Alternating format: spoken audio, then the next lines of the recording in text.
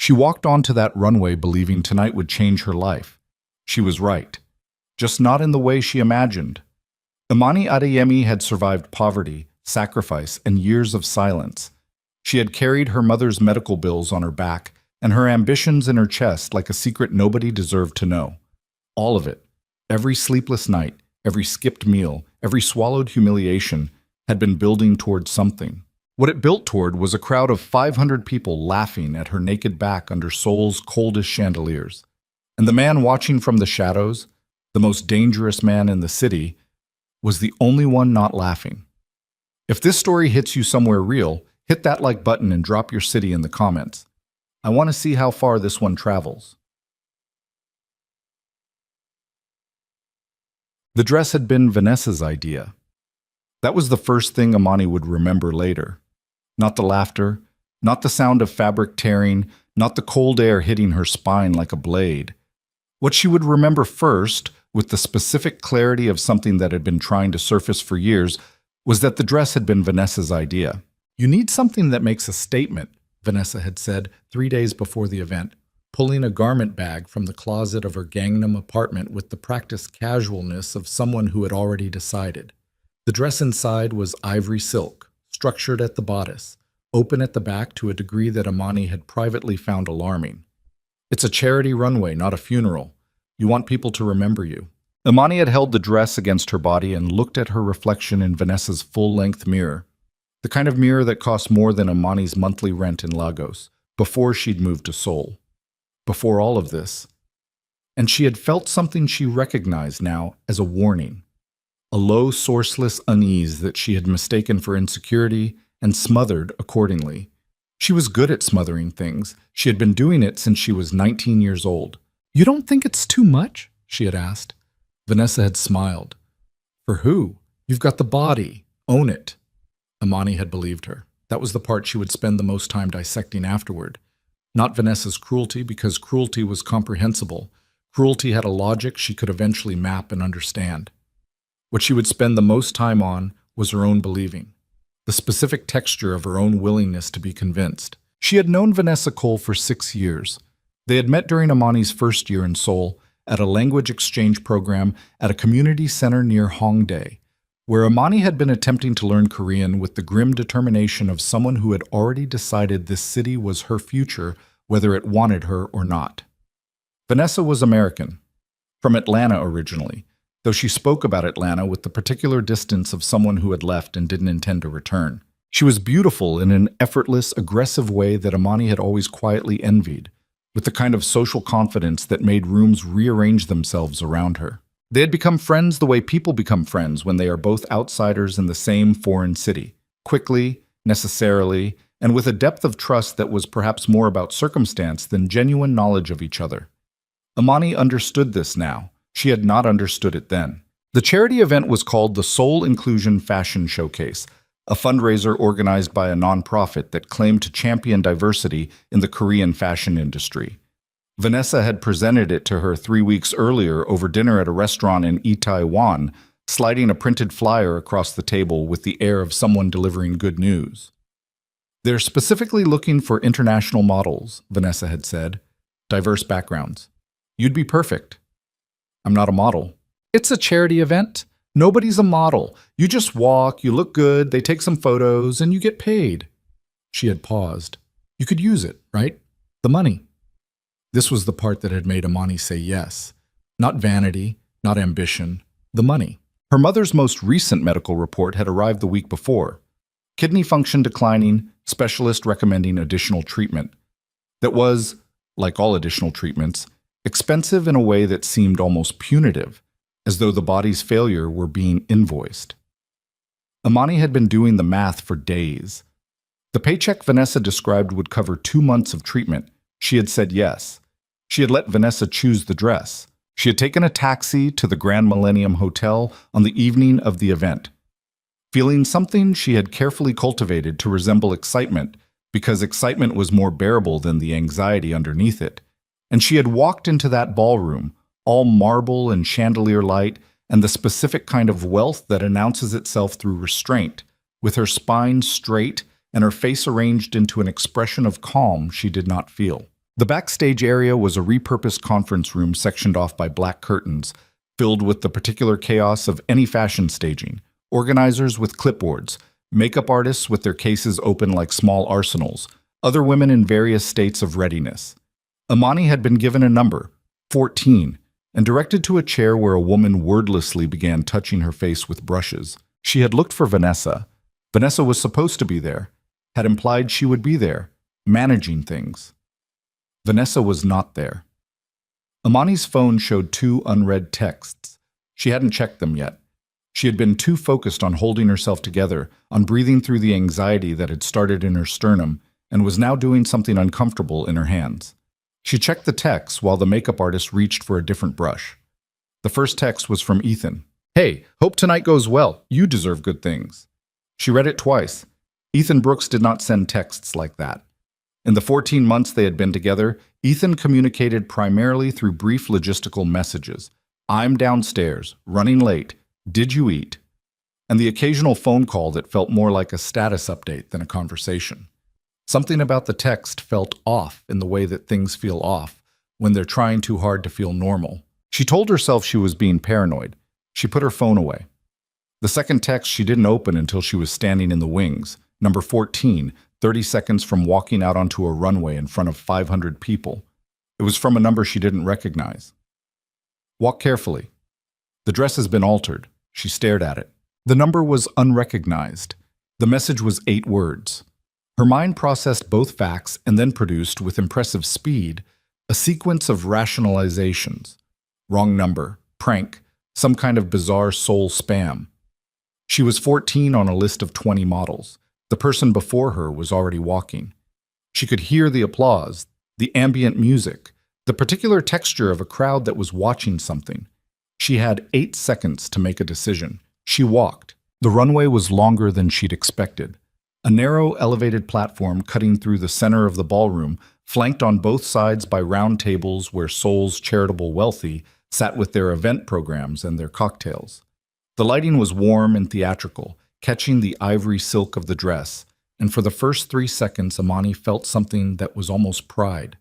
Her shoulders back, her chin up. 5 years of learning to take up space in rooms that hadn't been built for her, and her body knew how to do it. She had made it halfway down.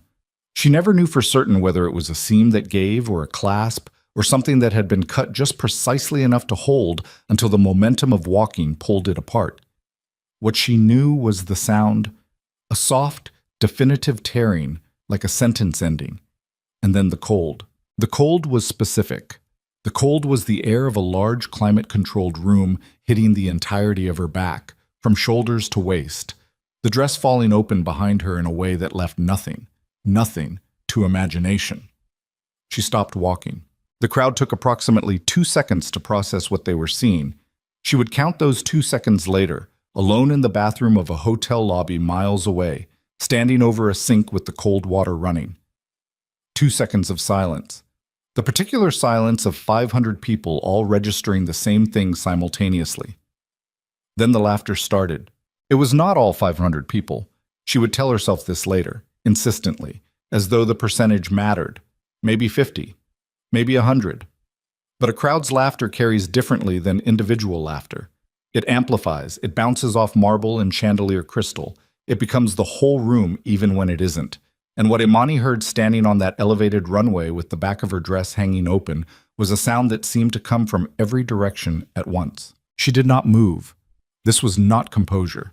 This was a specific kind of paralysis that happens when humiliation arrives at a scale the body hasn't prepared for, when the gap between what you expected and what is happening is so vast that the brain simply stops processing movement as an option. She heard phones, the specific triple click of iPhone cameras, the softer sound of video recording. She heard someone, a man, somewhere to her right, close enough that she would remember the specific pitch of his voice for the rest of her life. Say something in Korean that she understood. Can you believe that? And then she heard something else. A different sound. The sound of the laughter stopping. Not fading. Stopping. The shift happened from the back of the room toward the front. A ripple of sudden attention redirecting itself, and Imani, still standing, still not moving, cold air still on her spine, became aware that something was happening behind her. She turned. The man walking toward the stage was not particularly tall. He moved with the specific economy of someone who had never needed to announce himself with size or volume because the room had already known he was there. His suit was dark, perfectly fitted, the kind of garment that existed at a price point that Imani had only ever read about. He was perhaps 35, Korean, with a face that was composed to the degree of being almost unreadable. Not cold, precisely, but contained in a way that suggested the interior temperature was something other than what the surface showed. He was walking directly toward her. The crowd parted, not dramatically, not with any particular performance of deference. They simply moved because his trajectory was unambiguous and none of them apparently wanted to be in it. He stepped up onto the stage. He removed his jacket. He placed it around Imani's shoulders with the matter-of-fact efficiency of someone handling something that needed handling, his hands brief and impersonal at her shoulders. And then he stepped back and looked at her with an expression she couldn't immediately categorize. "Can you walk?" he said, in English, quietly enough that she wasn't certain anyone else heard it. She stared at him. "The stairs," he said, "at the end of the runway. Can you walk to them?" It wasn't really a question. It was the kind of sentence that got spoken when someone had already assessed the situation and determined what needed to happen and was simply informing the relevant parties. Imani realized that her hands were shaking. She pressed them flat against her thighs, under the cover of his jacket, and said, "Yes." "Then walk." She walked. He walked beside her. Not behind her, not in front of her. Beside her, at the precise distance that communicated accompaniment without theater, and the runway that had taken her 40 seconds to traverse the first time took perhaps 20. The second time because her body had remembered, somewhere in the adrenaline, that it knew how to move. They reached the stairs. She descended them. He was a step behind her, and when they reached the ballroom floor and she turned, still holding his jacket closed around her with one hand, he was already facing the room. "I would like everyone's attention," he said. He didn't raise his voice. He didn't need to. The room was already completely silent. "My name is Kang Do-hyun." He let that sit for a moment. Around them, Imani watched the faces of the people at the nearest tables perform a sequence of expressions, recognition, recalibration, something that in several cases looked very much like fear. 4 months ago, an anonymous consultant submitted a strategic proposal for the Hangang Corridor redevelopment project through a third-party intermediary. That proposal contained the most sophisticated approach to mixed-use urban development I have encountered in 15 years in this industry. I have spent 4 months attempting to identify its author.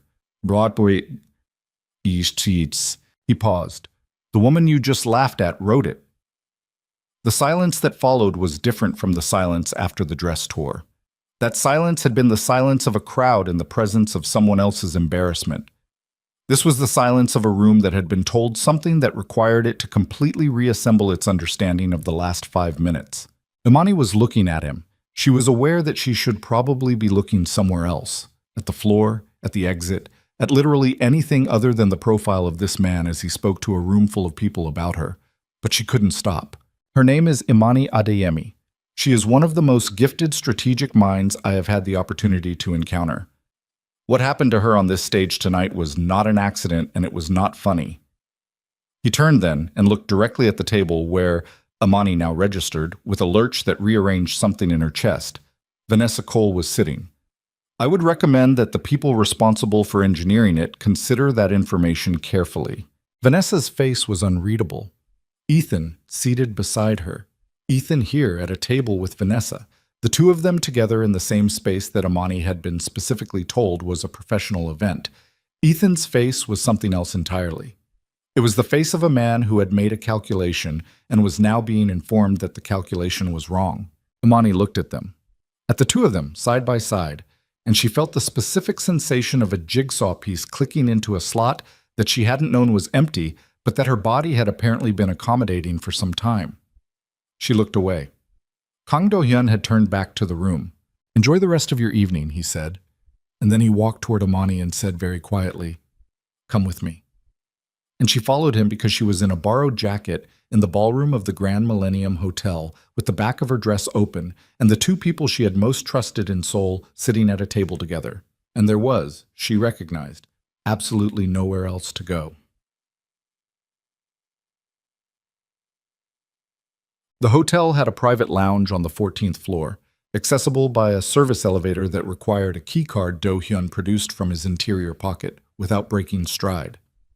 Imani followed him into the elevator and stood on the opposite side of it and did not speak, because she could not determine what to say, because the events of the last 20 minutes had been happening at a speed that her mouth was not yet able to keep up with. The lounge was empty.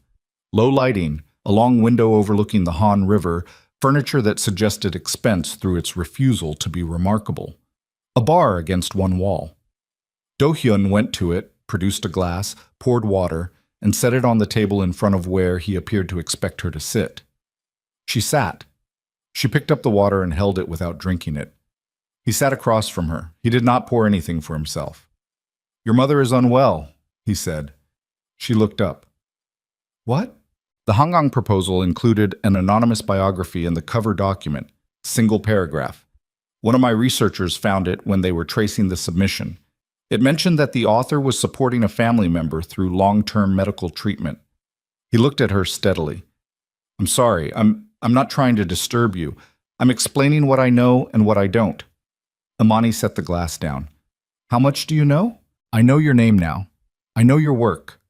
I know that you've been employed at a mid-level administrative position at a logistics firm in Mapo for the past 3 years, which is—" He paused, with the first indication of any kind of expression she'd seen from him, a slight compression of the lips that might have been frustration, might have been something else.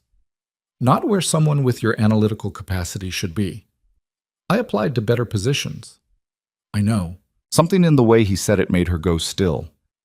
"I had my team research your professional history when we were trying to identify you," he said. "You applied for 7 senior analyst positions in the last 2 years. 3 consulting firms, 2 investment groups, 1 development company, 1 government advisory position. You were rejected from all of them at the first screening stage." "Yes, that's statistically unusual for someone with your credentials. Your academic record from the University of Lagos is exceptional. Your postgraduate work in urban planning from the National University of Singapore is, I've read it, genuinely original. You should not have been rejected at first screening 7 times. Imani looked at him. "What are you saying?" Do-hyun was quiet for a moment, not the quiet of hesitation, the quiet of someone choosing a word with precision. "I'm saying that I'd like to understand why," he said. "And I suspect you might want to understand it too." She had been holding herself together through the elevator ride and the walk to this room, and the sitting down with the water glass, had been maintaining the tight, controlled composure that she had spent 29 years learning to maintain, because falling apart was a luxury she had not historically been able to afford. She held herself together now, but it cost something. She could feel it costing. "What do you want from me?" she said. "I want to hire you," he said. "Legitimately. Full contract, negotiated terms, complete authority over the strategic development arm of the Hangang project, which is, as I said, the thing you designed. I submitted that anonymously." "I know. I submitted it anonymously because—" She stopped. Why had she submitted it anonymously? She had told herself it was professional caution, that she didn't want to attach her name to something that might be rejected. But that wasn't the whole truth, was it?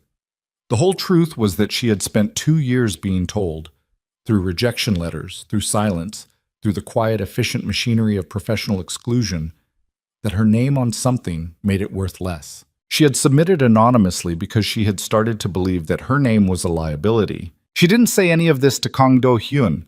She looked at the window instead, at the river beyond it, the lights of Yeouido reflected in moving water. "Why are you doing this?" she said finally. "I told you. I need the person who wrote that proposal. You could hire a dozen qualified consultants tomorrow." "I could hire a dozen qualified consultants," he agreed. "None of them wrote that proposal." "Mr. Kang..." "Do-hyun," she paused. "I need to think." "Of course." He stood, produced a card from his jacket, still his jacket, the jacket around her shoulders, and she was acutely aware that she was still wearing it, and set it on the table. "Tomorrow morning, if you decide you want to talk about the project, be at this address at 9 a.m. He looked at her.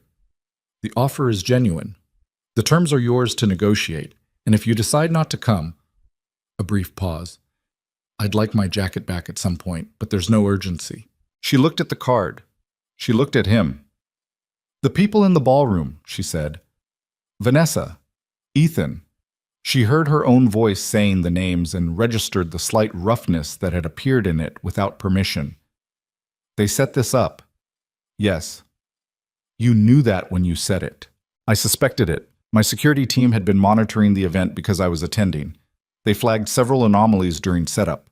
He paused again with that precise, deliberate quality that was starting to seem less like coldness and more like a specific kind of discipline. The dress was altered by someone with access to the backstage area. The alteration was designed to be undetectable until the stress of movement activated it. It was not an accident. Amani sat with that for a moment. Not an accident. A designed thing. A thing that had required planning, preparation, a person with technical knowledge and access, and the specific intention to humiliate her in front of 500 people. Vanessa had access to the backstage area. Vanessa had provided the dress. How long? She said. The words came out quiet and flat, which was sometimes what happened when a thing was too large for any other kind of voice. I don't know yet, Do-hyun said, but I intend to find out if you'll let me. He moved toward the door, stopped. Are you safe? Do you have somewhere to go tonight? The question surprised her. She hadn't expected it from him, or she hadn't expected the way he asked it, which was without softness but also without performance, simply direct. The way someone asks a question they actually want the answer to. I have an apartment, she said. My driver can take you. I'll take the subway. He looked at her for a moment, not assessing, not challenging, just looking. Then he nodded. The card has a number. If anything happens tonight that concerns you, call it. Someone will answer. He left. Amani sat in the empty lounge for a few minutes. The water glass was still in front of her. She picked it up and drank from it finally. And it tasted like water, cold, simple, unadorned. And she held on to that because it was the most straightforward thing in the room. Then she reached into the pocket of his jacket and found her phone. She had 14 missed calls, 8 from numbers she didn't recognize, 3 from Ethan, 2 from Vanessa, 1 from her mother, which was the only one that made her chest do something complicated. She did not call Ethan back.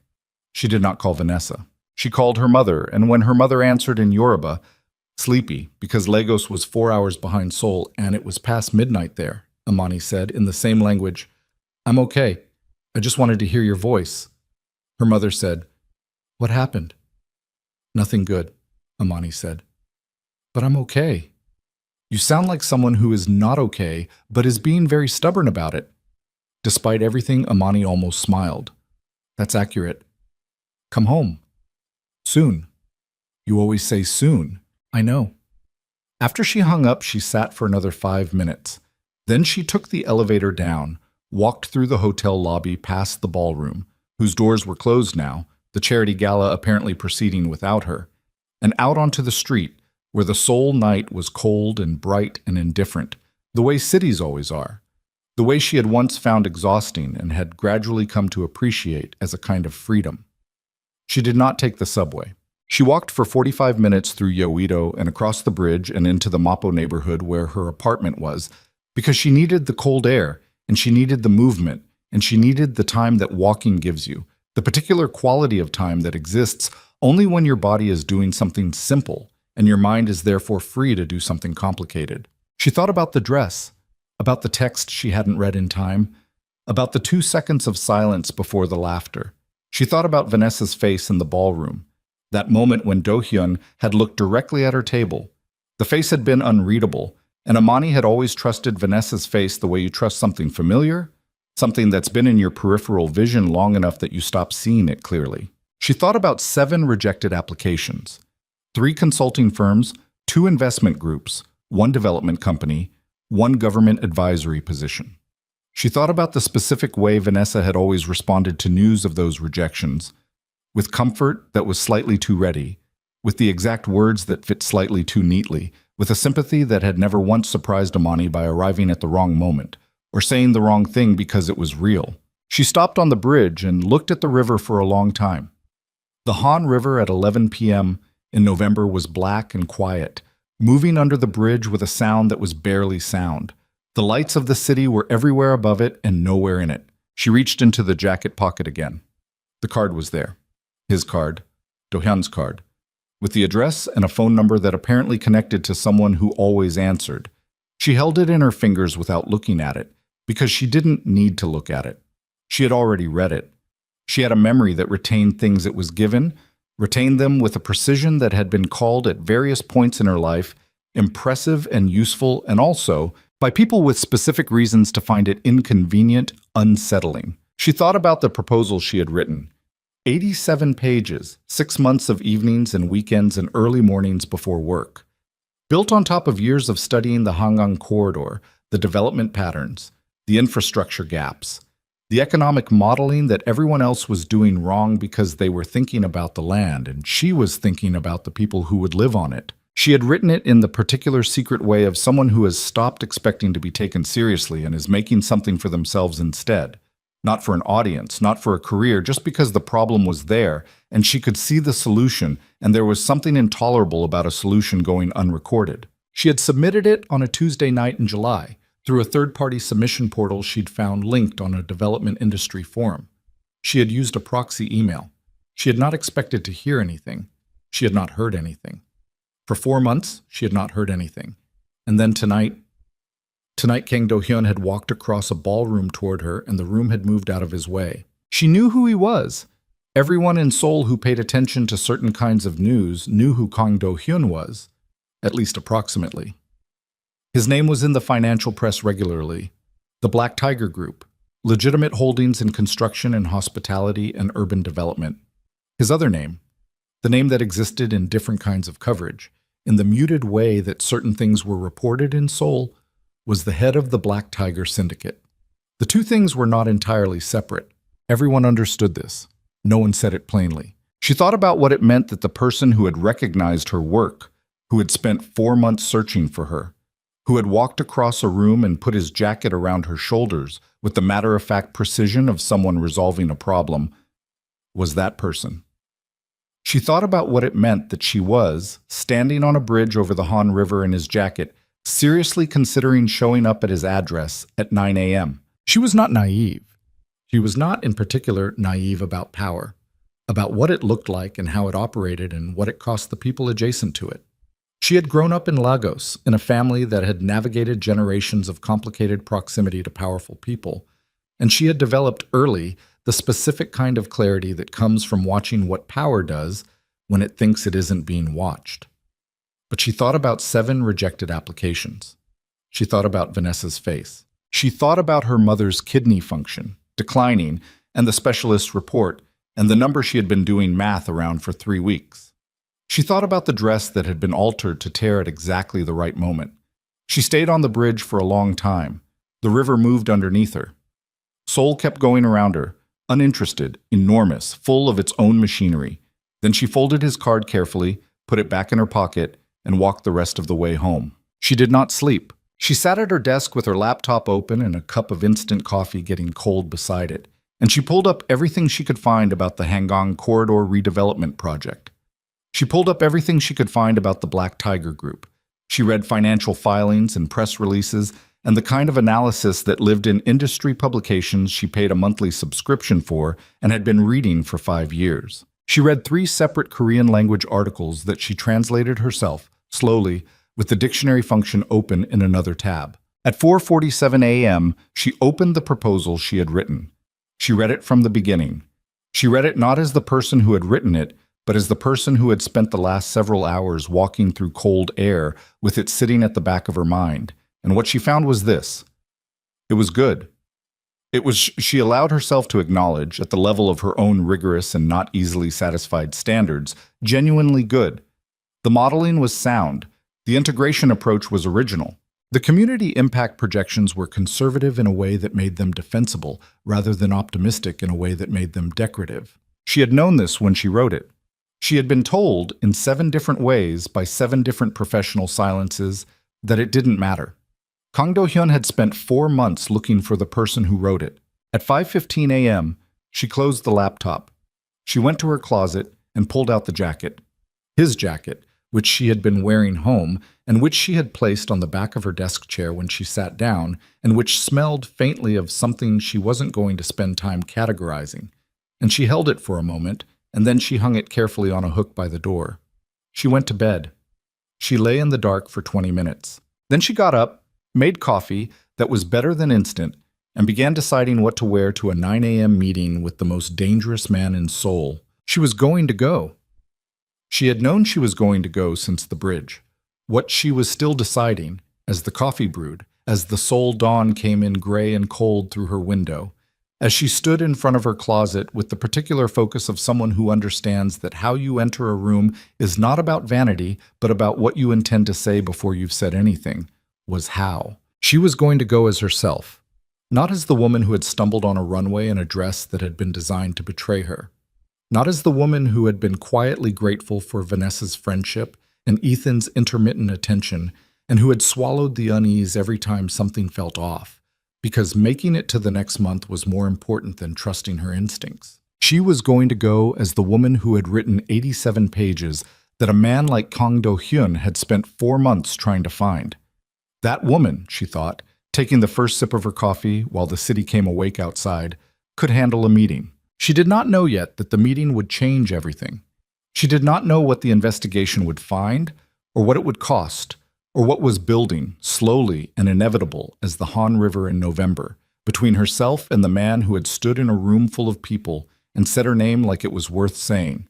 She knew only that she was going, that she had decided, and that somewhere across the city, in whatever office or residence Kang Do-hyun occupied, there was a man who had spent 4 months searching for her and had found her in the last place she would have chosen to be found, broken open, exposed, humiliated in front of 500 people, and had not looked at her the way any of those 500 people had looked at her. He had looked at her like a problem he intended to solve. Imani Adeyemi had spent her entire life being other people's problems. She had been the problem of being too ambitious, too foreign, too qualified for the salary they wanted to pay. She had been the problem of being easy to overlook and easy to underestimate and easy to sabotage. She thought, drinking her coffee in the gray Seoul morning, that she would like very much to see what happened when she became someone's solution instead. Her alarm went off at 7. She was already awake. The address on the card was in Jongno-gu, not the Hongno of tourists and lantern festivals, and the palace gates photographed 1,000 times a day by people with good cameras and no particular urgency. The Jongno of older money, of buildings that had been there long enough to stop trying to announce themselves, of streets narrow enough that 2 cars could not pass without one of them deciding to yield. The Black Tiger Group occupied the top 4 floors of a building that looked, from the outside, like it had been designed by someone whose primary concern was that nobody would look at it twice. Imani arrived at 8:53. She had worn black, a structured blazer over a dark turtleneck, trousers that she had pressed the night before with the iron she kept under her bed, because the apartment didn't have a closet with enough room. She had done her hair the way she did it when she needed to feel like herself, natural, pulled back at the temples, the rest of it her own. She was carrying a leather portfolio that held a printed copy of the Hangang proposal, annotated in red pen in the margins, and her laptop, and a yellow legal pad because she thought better when she could write by hand. She was also carrying his jacket, folded over one arm. The lobby security already had her name.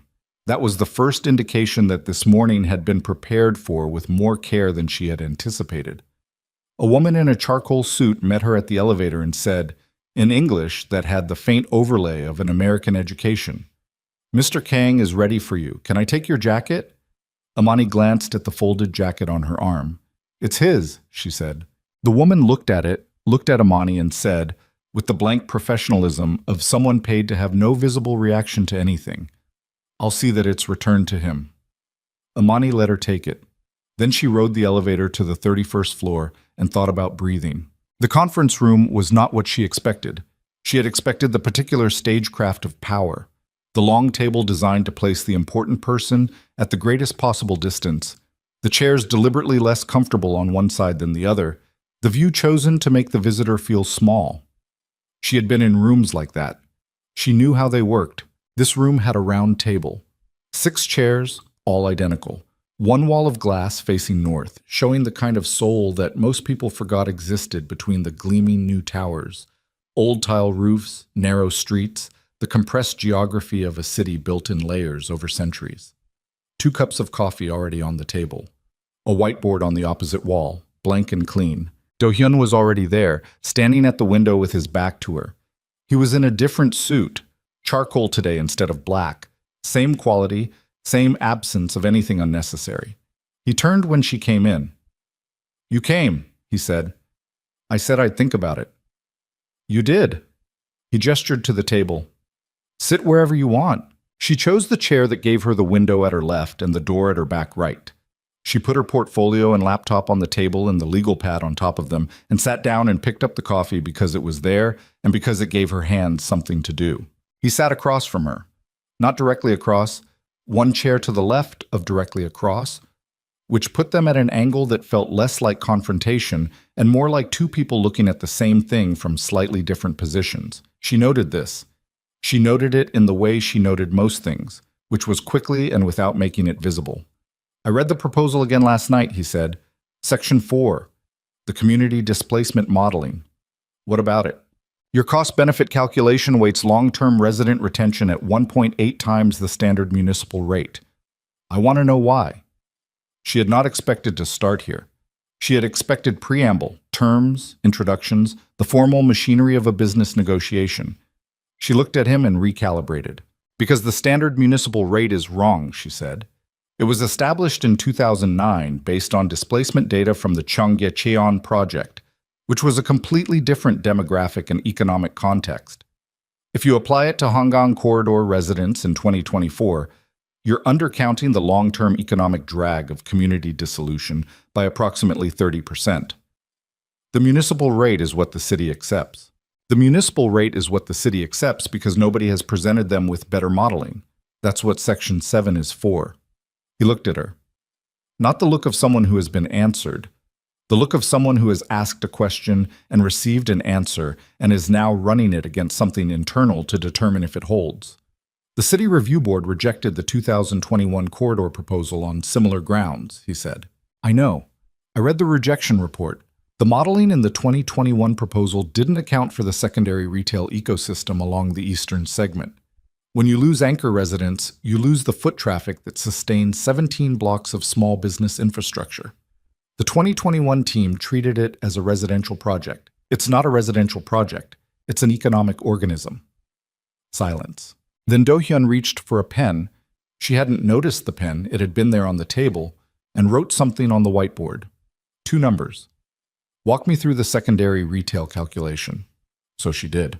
For 40 minutes, Imani walked Kang Do-hyun through the methodology of her Section 4 modeling, and he pushed back on every third assumption with the specific quality of someone who was not pushing back to win, but pushing back to test. And every time he pushed, she found the load-bearing point of the assumption and showed him why it held.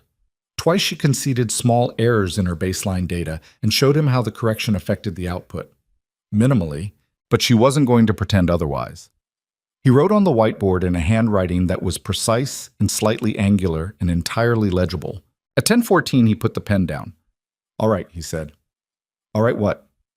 "All right, the modeling is sound, better than sound." He looked at the whiteboard, which now had 3 columns of notes and 2 diagrams that had emerged from the conversation without either of them formally deciding to draw diagrams. "I've had this proposal reviewed by 4 independent consultants in the past 3 months. None of them found what you just showed me in the last 40 minutes. They were looking at the outputs," Imani said, "not the assumptions." "Yes." He turned back from the whiteboard. "That's a significant difference in how someone thinks about a problem." She looked at him steadily. "Are you offering me the job or evaluating me for it?" "Both," he said, without apology. "Is that a problem?" "No," she said. "But I want to know which questions are the interview and which ones are the work, because I answer them differently." Something shifted in his face, barely perceptible. Not a smile. She was starting to understand that the face he presented in professional contexts had been trained specifically against obvious expression, but a slight ease in the set of his jaw that she catalogued without knowing yet what to do with it. "The interview is finished," he said. "What you need to know about the work is this." He sat back down, and his posture changed, became less formal, or not less formal precisely, but differently formal. the posture of someone settling into a subject they take seriously. The Hangang project has two opposition problems. The first is the City Review Board, which I can handle through the process your proposal outlines. The second is more complicated. Imani waited. There are three competing development interests who want this corridor.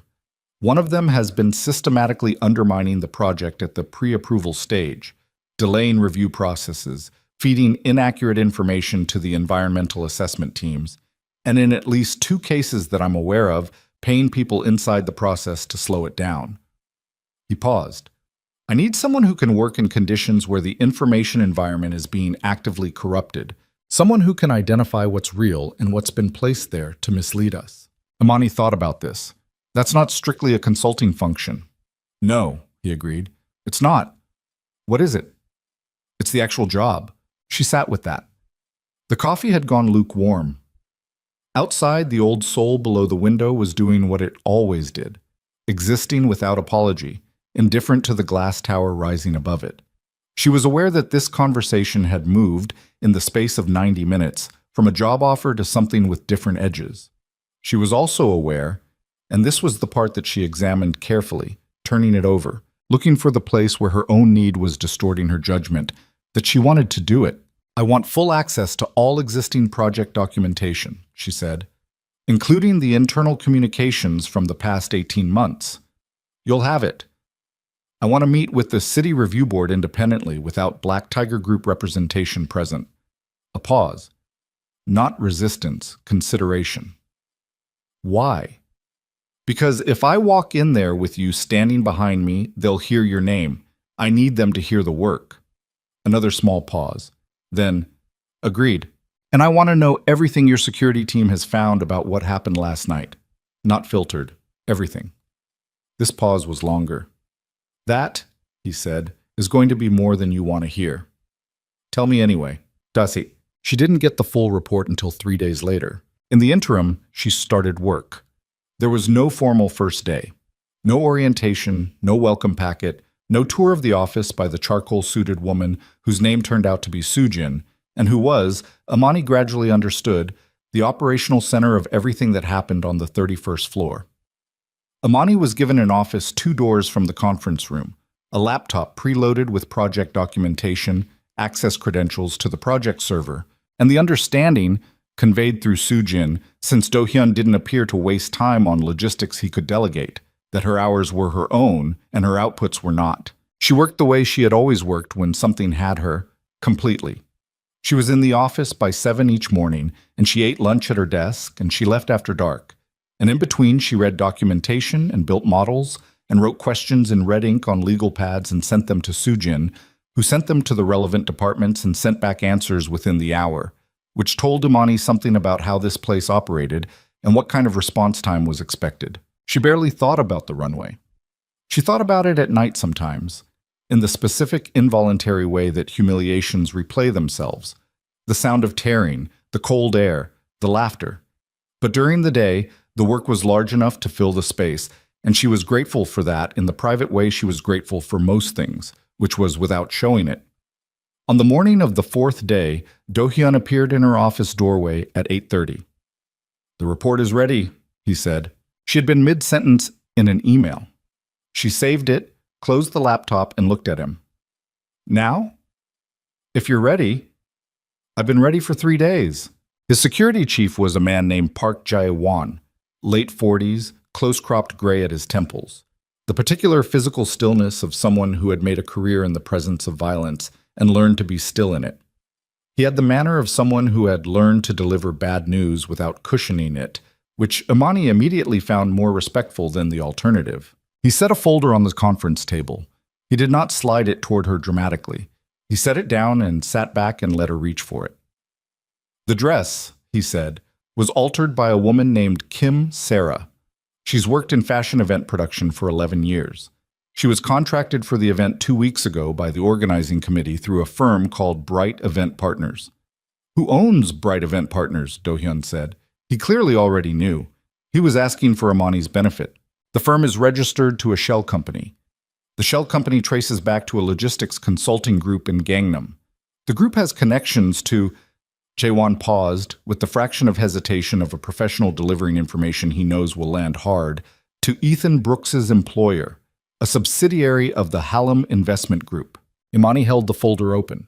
She was looking at a photograph of the dress, laid out on a table in what appeared to be an evidence processing room. The seam alteration was circled in red. Neat, surgical, pre-planned. Ethan works in finance, she said. Mid-level. He works for a fund management firm. He works for a fund management firm that is a subsidiary of Hallam, Jaewon said. Which is one of the 3 competing development interests I mentioned, Do-hyun said, from across the table. Imani looked up. You're saying Ethan isn't just... She stopped, rebuilt the sentence. You're saying this isn't just about me. No, Do-hyun said. It's not just about you. She set the folder down. She pressed both hands flat on the table because they had started doing the thing she didn't want them to do. How long has he been connected to Hallam's operation? At least 2 years, Jaewon said. Possibly longer. We're still pulling the thread. 2 years. She had been with Ethan for 14 months. He had been 2 years into whatever this was when they met.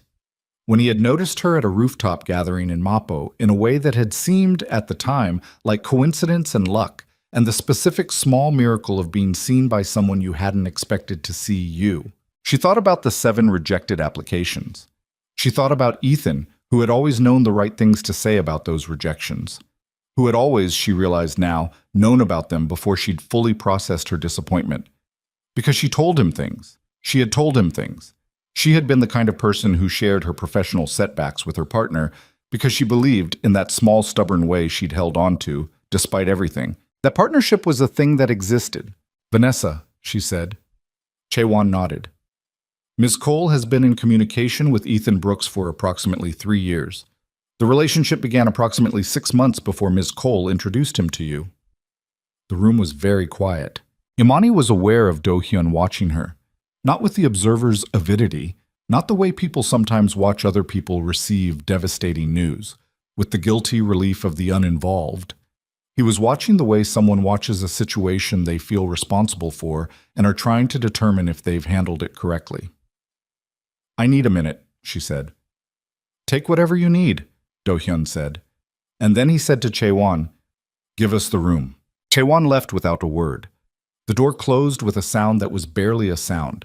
Imani sat in the chair and looked at the folder and then looked at the window and then looked at her hands, which she had pulled off the table and into her lap where they could do the shaking without anyone seeing it. 3 years, she said. Yes. She introduced me to him. Imani stopped. Breathed. The breathing was the important thing, the thing that would keep the rest of this controlled. She introduced me to someone who was working against my career. She was already working with him. She set that up, and then for 14 months she sat across from me at dinner and listened to me. She didn't finish the sentence. I know, Do-hyun said. No, you don't. She looked at him. She wasn't trying to be harsh, she was trying to be accurate. You know the facts. You don't know what it feels like to realize someone has been studying your trust and using it as a tool. He was quiet for a moment, then, unexpectedly, I know what that feels like. She looked at him. His face was the same as it always was, controlled, precise, but something in the quality of the statement suggested it had cost something to make. She didn't ask. It wasn't the moment, but she noted it, and she filed it in the place where she filed things that needed revisiting. What did Hallam want, she said, to delay the project until after the next fiscal cycle. They have a competing bid that requires the corridor to remain undeveloped through Q1. If the Honggang project clears pre-approval before January, their bid becomes unviable. He paused. They weren't trying to destroy you specifically. They were trying to remove the strategic foundation of the project. They just needed to destroy me to do it. Yes, because I wrote the proposal that made the project viable. Yes. She looked at the folder again. Kim Sarah, the altered dress, the shell company, Bright Event Partners, Hallam Investment Group, Ethan Brooks, Vanessa Cole. The whole structure of it, visible now that Jaewon had pulled enough threads to show the shape. What do you want to do with this? Do-hyun said. I want to burn it down, she said. Silence. Professionally, she added, with a flatness in her voice that was not entirely ironic. I assumed. He looked at her steadily. The question is how. We give everything to the legal team and to the financial crimes unit. All of it. The dress alteration, the shell company, the communications between Vanessa and Ethan, whatever Jaewon's team has on the Hallam connection. She paused. But we don't move yet. Why not? Because if we move now, Hallam knows what we have. They'll cut Ethan and Vanessa loose before anything reaches them, and we get a fashion event sabotage case instead of a corporate corruption case. She looked at him. I want Hallam, not just the people they used. Do-hyun regarded her for a long moment with an expression she couldn't fully read. She was getting better at reading him, was starting to understand the micro-architecture of a face that had been trained to reveal nothing, the way a small tightening around the eyes meant he was weighing something, the way a slight pause before a sentence meant he'd already decided and was choosing his words. But this moment she couldn't fully parse. You've been at this job for 4 days, he said. Yes. And you're already thinking about corporate strategy against a billion-dollar investment group. You hired me to think about complicated problems, she said. This is a complicated problem. Another pause. Then, agreed. We hold. Ok. She was leaving the building at 8 p.m. when her phone rang. Ethan. She stared at his name on the screen for 4 full rings. She thought about sending it to voicemail. She thought about what Jaewon had said. At least 2 years, possibly longer, and what it meant in concrete terms, in the specific currency of 14 months of dinners and conversations, and the small accumulated vulnerabilities of a person trying to trust someone. She answered, Hey. His voice was careful, the kind of careful that had always read to her as consideration and now read as calibration. Can we talk? We're talking. In person, A pause. And she heard something in it that she hadn't expected, actual distress. Not performed distress. The specific uneven quality of someone who is genuinely afraid and cannot fully conceal it. There are things I need to tell you. Things I should have told you a long time ago. The street outside the building was cold and bright, and full of the ordinary evening motion of people going home. I'm listening, she said. Flat, giving nothing. Not on the phone, please. I just need... Another pause, and then, in a voice that had dropped low and lost the careful calibration entirely, Imani, I'm in a situation that I didn't choose, and I need you to know that. Before anything else comes out, I need you to hear it from me first. She thought about Do-hyun saying we hold. She thought about Jaewon's folder, the photographs, the shell company, the thread still being pulled. She thought about 14 months, the specific weight of 14 months. Where? She said. The cafe in Mappo, the one near your building. Tomorrow morning, 7 a.m. I'll be there, she said. She hung up and stood on the sidewalk outside the Black Tiger Group building for a moment, the phone still warm in her hand, and felt the thing she had been keeping below the surface all day come up briefly into her chest.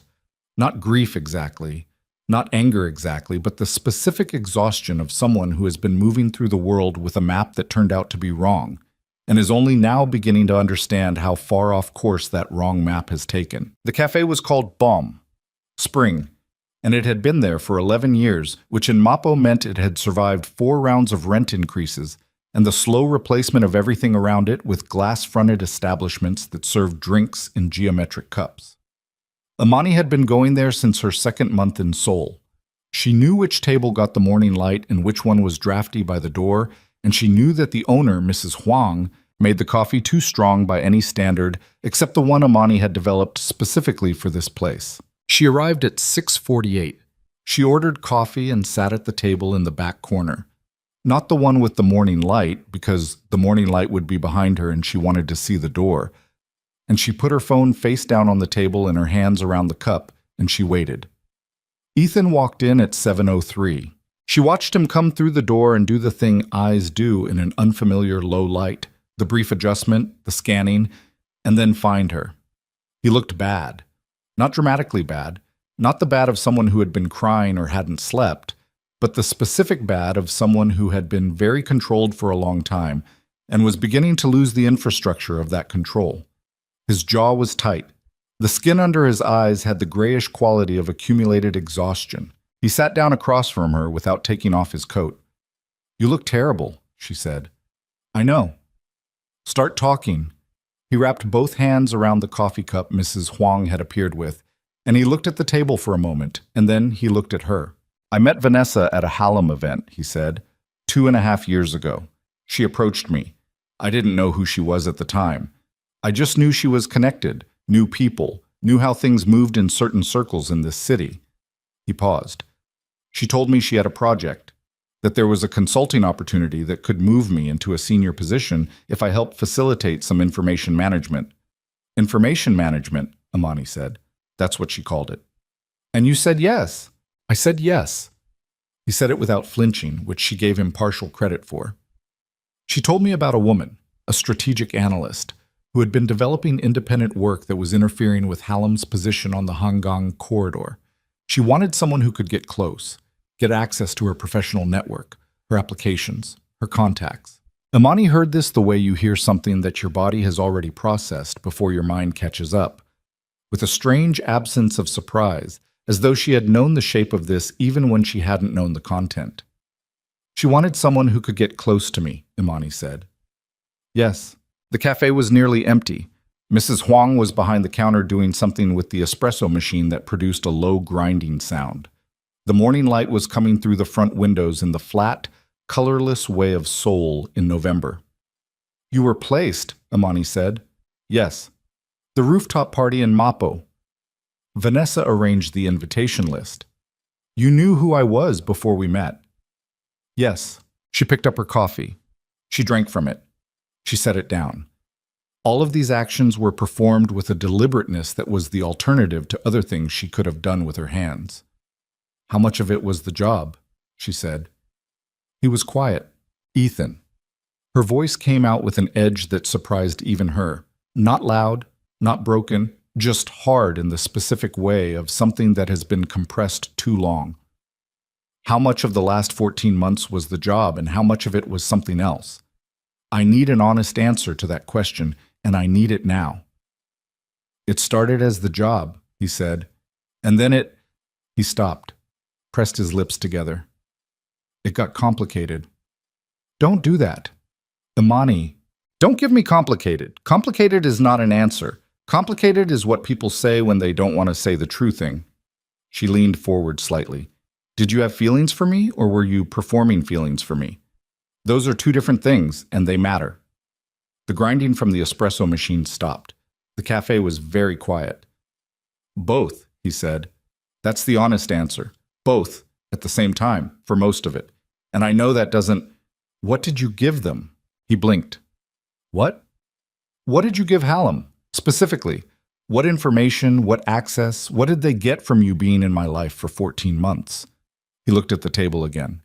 And the looking at the table was worse than anything he'd said, because it had the quality of an inventory being taken, of a person accounting for the specific contents of a betrayal. Your professional contacts, he said, the names of people you'd worked with, people you were trying to reach for the consultant applications. They used some of those contacts to flag your applications, to make calls. To make calls, she repeated. Yes. To the companies I applied to. Yes. 7 applications, 3 consulting firms, 2 investment groups, 1 development company, 1 government advisory position. 7 calls, 7 conversations that she would never know the content of, that had happened in offices she had never sat in, about a woman who had submitted an application and was waiting by her phone with the specific hope she never let herself fully feel because hope had always been expensive. My mother, she said. He looked up. Did you tell them about my mother? Her condition, the treatment costs. The pause before he answered was less than a second. It was long enough. Vanessa knew, he said. I don't know what she did with it. You don't know what she did with it, Amani said, very quietly. I swear to you.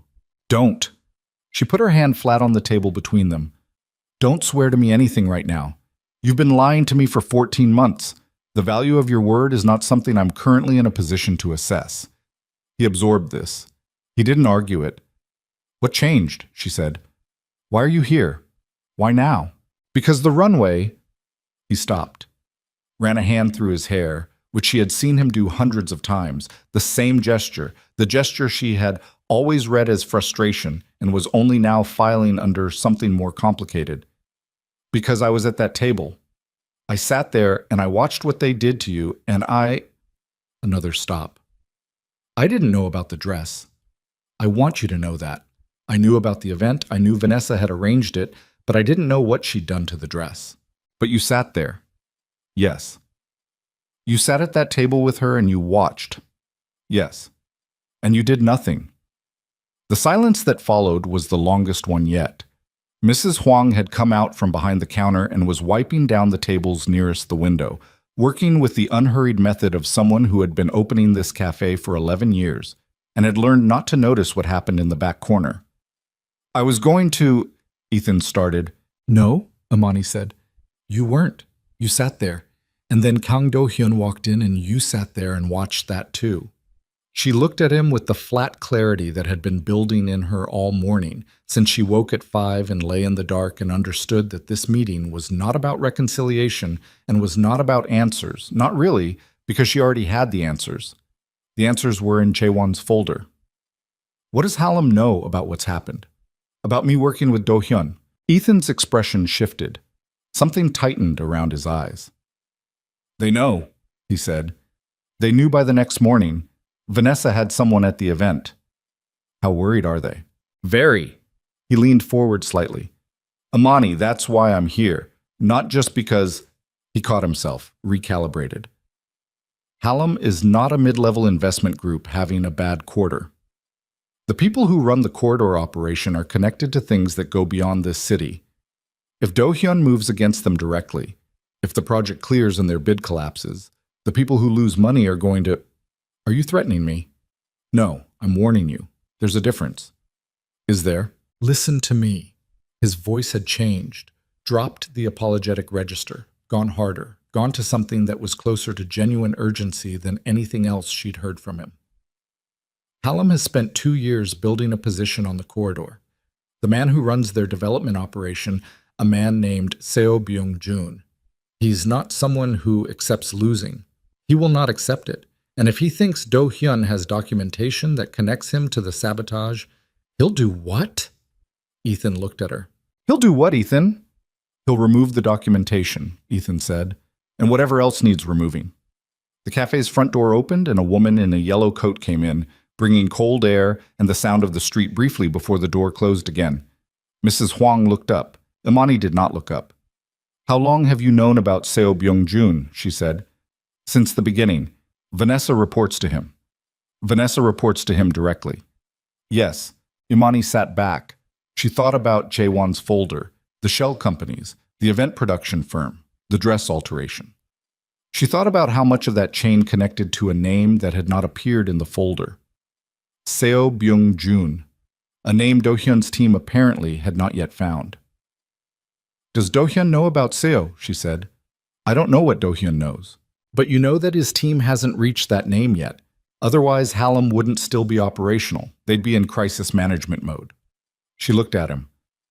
Hallam is still functioning normally, which means Do-hyun hasn't gotten there yet. Which means you have information that could significantly accelerate an investigation.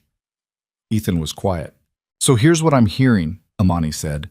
You came to tell me that you're sorry and to warn me that the situation is dangerous. What I'm actually hearing is that you have information that would be very useful to a man with very significant resources who is currently building a case against the organization you work for. She held his gaze. What do you want, Ethan? What is the actual thing you came here for? He opened his mouth, closed it. You want out, she said. He looked at the table. You're in too deep and you want out and you don't know how to get out and you thought... She felt something harden in her chest. Not with cruelty, but with clarity. You thought coming to me was the path, because we have history, and because I might... She stopped herself. I don't have anywhere else to go, he said. It came out quiet and without performance, and it was the most truthful thing he had said since he sat down. She looked at him for a long moment, at the tired face and the coat he still hadn't taken off, at the hands around the coffee cup with the white-knuckled grip of someone holding on to something because it is the only solid thing in reach. She thought about 14 months. She thought about what it meant that her first instinct, even now, was something that resembled mercy. Then her phone buzzed. She turned it over, a message from Soo Jin. Mr. Kong asks that you come to the office immediately. There has been a development. She read it twice. She put the phone face down again. I have to go, she said. Imani, write it down, she said. She pulled the legal pad from her bag. She had brought it without thinking, the way she brought it everywhere now, and pushed it across the table with a pen on top. Everything you know about Seo Byung-jun, his connections to Hallam, the corridor operation, whatever you have, write it, all of it. She stood, put on her coat. I'm not promising you anything. I'm not telling you it's going to be okay. But if what you've written is useful, it will be considered. Considered by who? By people with more power than you're currently facing, she said, which is the best I can do for you. She left him there with the legal pad and the pen and the coffee going cold, and Mrs. Huang pretending not to have heard any of it. The office was not the way she'd left it. This was the first thing she registered when she stepped off the elevator, a quality of movement in the space that was different from the usual controlled hum. Su Jin was in the hallway outside the conference room, talking in a rapid, low Korean that she stopped when she saw Imani. Chaewon was coming out of a room at the end of the hall with his phone to his ear and his face set to an expression she hadn't seen on it before, which was something close to controlled alarm. Do-hyun was in the conference room, standing at the window, not the table, in the way he stood when he was processing something rather than doing something. He turned when she came in. Close the door, he said. She closed it. Someone accessed the project server last night, he said, between 2 a.m. and 3:15 a.m. They copied the full documentation archive, every file from the past 18 months, financials, correspondence, strategy documents, Chaewon's preliminary investigation reports. He paused, including the draft report on Hallam's connection to the runway event. The room was very quiet. Who? She said. The access credentials used were yours. She went completely still. Mine. Your username and authentication token. The system log shows your credentials accessing the server remotely from an IP address that routes through a VPN with a sole exit node. He was watching her with the particular stillness of someone who has had several hours to decide what they believe. The access timestamp is 2:17 a.m. I was asleep at 2:17 a.m. I know. You know. The building has a secondary logging system that records all active credentials. Your physical access card was not used after 8:12 p.m. when you left the building. Your mobile device, which is registered to the system, went into low power mode at 11:40 p.m. and showed no activity until 6:23 a.m. He looked at her steadily. Someone used your credentials remotely, which means someone has your credentials. She thought about this. She thought about when she had last used her credentials, the workflow, the laptop she'd been given, the access tokens she had logged in with on her first day. Sujin set up my system access, she said. Yes. She did it on a laptop that was pre-configured. I didn't set the credentials myself. I used the ones the system assigned. She thought harder. The only time I logged in outside this office was... She stopped. When? Do-hyun said. 3 nights ago. I took the laptop home because I was working on the secondary retail modeling and I didn't want to stop in the middle. I logged in from my apartment. Using the building VPN. Yes. She felt something cold move through her. But I closed the session. I closed everything. I'm careful about that. Session credentials can be extracted without an active session if the extraction tool is already in place, Do-hyun said. Before the session, not during. She thought about the pre-configured laptop. Preloaded, Sujin had said, with everything she needed. The laptop was prepared before I was hired, she said slowly. Yes.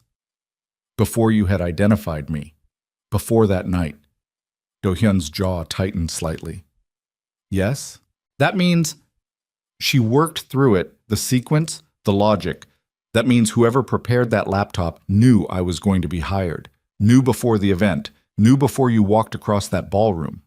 She looked at him. Which means someone inside your operation told Hallam that you'd found me, that you were planning to bring me in.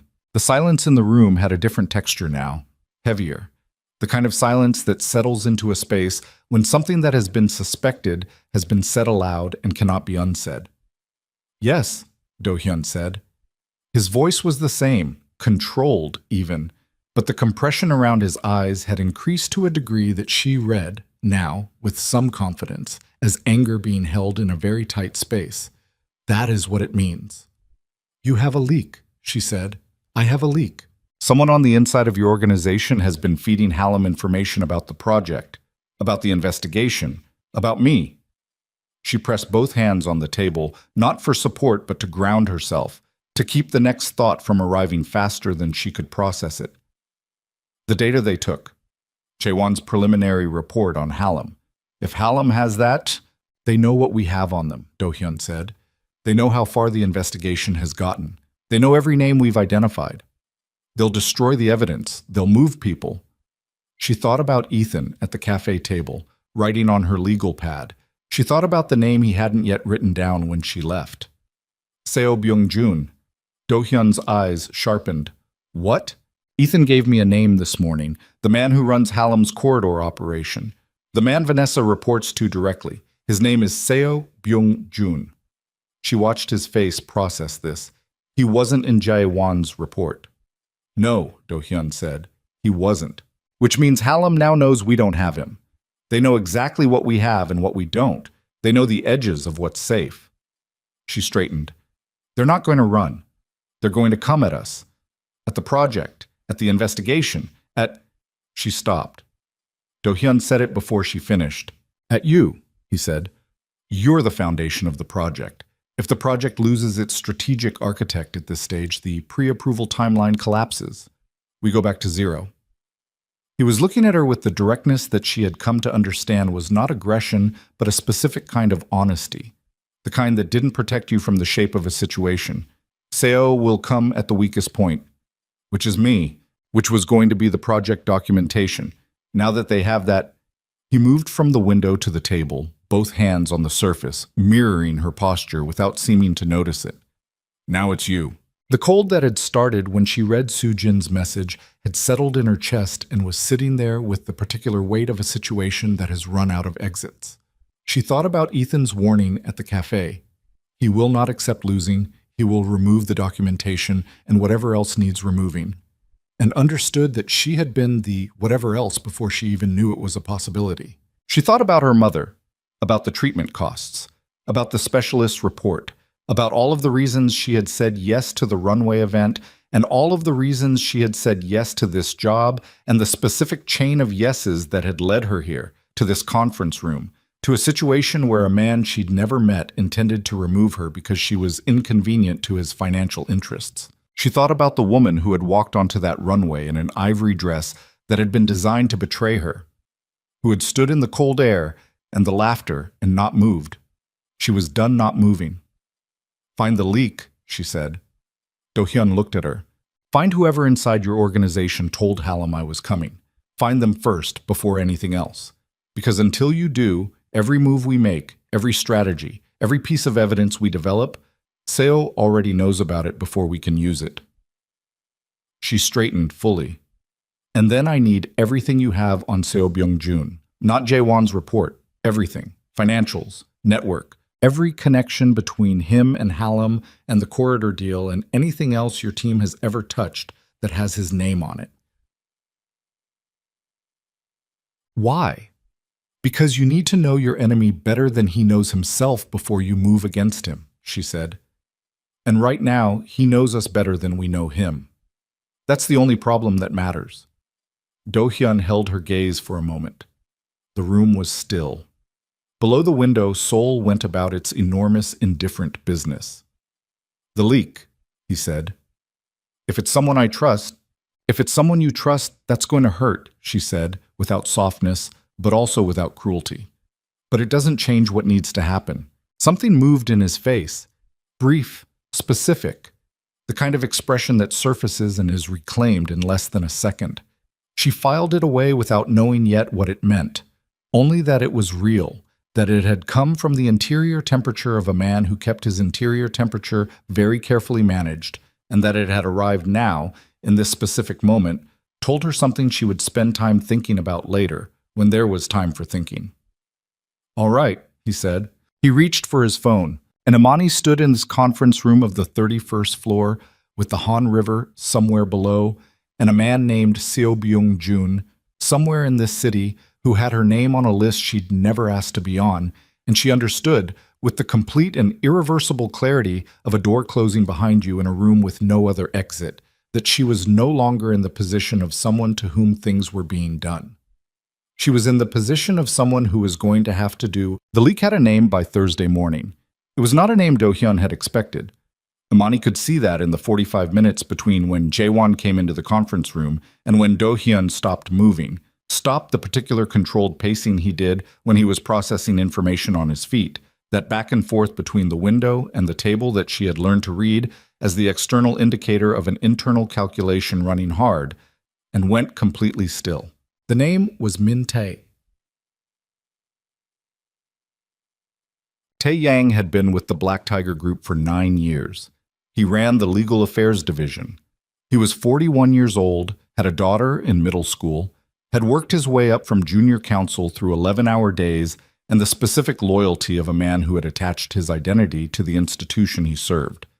He had also, for the past 14 months, been passing internal communications to a contact at Hallam Investment Group in exchange for payments that Jae-won's team had traced through 3 accounts in 2 countries and 1 cryptocurrency wallet that had not been as anonymous as Tae Yang apparently believed. 14 months, the same duration as Ethan and Imani. She noticed this and did not say it. Do-hyun stood at the window with his back to the room for 90 seconds after Jae-won finished. 90 seconds was a long time in a room where 2 other people were watching and not speaking. Then he turned. "Bring him in," he said, quietly. "There's a complication," Jae-won said. Do-hyun looked at him. "Tae Yang accessed the internal calendar this morning. Your schedule for the next 48 hours. He accessed it at 7:03 a.m., and the access was logged by the secondary system." Jae-won's face was neutral in the way of a man delivering a grenade with both hands. He made a call 11 minutes later to a number that routes to Hallam's legal department. "He knows we're looking," Imani said. "He will know by now," Jae-won said. Yes, Do-hyun's jaw was tight. She could see it from across the room, the specific compression of a man absorbing something that is simultaneously a professional crisis and a personal wound, trying to keep the 2 separate because mixing them makes you slower, and he could not afford slower. "Then we move now," Do-hyun said. "Everything moves now. Today." "The pre-approval presentation isn't scheduled until next week," Imani said. "Seo knows our timeline. He has our documentation. Every day we wait is a day he uses what he has." He looked at her. "Can the presentation be ready today?" The presentation was currently 112 slides, 30 pages of supporting financial modeling, and an environmental impact supplement that she had been working on with the project engineer for 6 days, and that was not, technically, finished. "It can be ready by 2 p.m., she said. "The review board convenes at 4. Then I need a room and nobody talking to me until 1:30. She was out of the conference room in under a minute. She worked with the kind of focus that was indistinguishable from controlled panic, which was fine. She had learned long ago that controlled panic produced the same outputs as focus, and the internal experience was the one that nobody else got to evaluate. The presentation had a structural problem in Section 3 that she had been intending to address over 2 more days and now had to address in 4 hours. She addressed it. She cut 12 slides that were thorough but not necessary and rebuilt the section around the 3 arguments that were load-bearing and let everything else be implied by the data. At 11:47, Soo-jin appeared in the doorway. "There's a situation." Imani did not look up from the screen. "What kind?" Vanessa Cole was released from police custody this morning. Her attorney filed a procedural challenge at 9 a.m. The judge granted interim release pending the hearing. "When's the hearing?" 3 weeks. She stopped typing, looked up. "Seo got to the judge," she said. Soo-jin's expression was the careful blank of someone who had not said this. "The attorney is from a firm that has represented Hallam subsidiaries in 4 previous cases." Imani turned back to the screen. "Tell Jae-won." "He knows." "Tell him anyway." At 1:15, she sent the presentation to the project engineer for final data verification and stood up, and her legs were stiff from 4 hours without movement, and her back had developed an opinion about the chair that she ignored. She went to the bathroom down the hall and ran cold water over her wrists. An old habit, something her mother had taught her, the quickest way to slow a system that was running too hot, and looked at herself in the mirror for a moment. She looked like someone who had been working for 4 hours without stopping, which was accurate.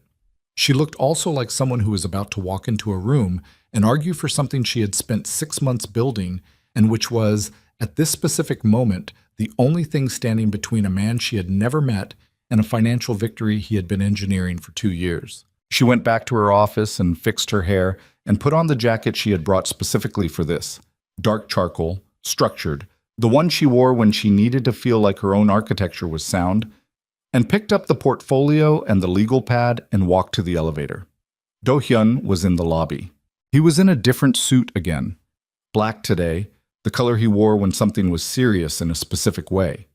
He looked at her when the elevator opened, and he did the thing she had noticed him doing more frequently in the past week, which was a brief, complete assessment that started at her face and lasted less than a second, and told her nothing about what it concluded. "Ready," he said. Not a question. "The Section 3 restructure is cleaner than the original," she said. "The presentation is stronger than it would have been next week." "I wasn't asking about the presentation." She looked at him. "I know," she said. They walked out together. But the Seoul City Planning and Development Review Board met in a municipal building in Junggu that had the particular institutional aesthetic of a place that had been built in the 1980s and last renovated in the early 2000s, and had decided that was sufficient. Fluorescent lighting, long tables, the smell of recycled air and carpet that had absorbed decades of difficult conversations. There were 7 board members. Imani had researched all of them, their backgrounds, their past decisions, the specific weight they gave to different categories of evidence, the questions they asked in previous review sessions that she had pulled from public records and studied the way she studied everything she needed to understand, which was with the attention of someone for whom attention had always been the primary tool. She also recognized, as she sat up at the presentation table, 2 men sitting along the side wall who had not been in any of the documentation Sujin had sent her about board composition.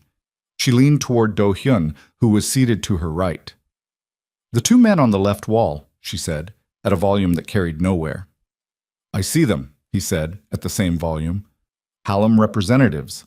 They have a right to observe any public review session. They're here to watch the presentation fail. Then let's not fail."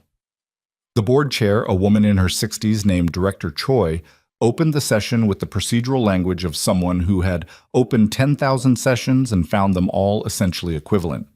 She introduced the Hangang Corridor Redevelopment Project as the item under review. She noted the project's history with the board, the previous submission, the 2021 rejection, the revised application now before them. Then she looked at Imani. "Ms. Adeyemi, you have the floor."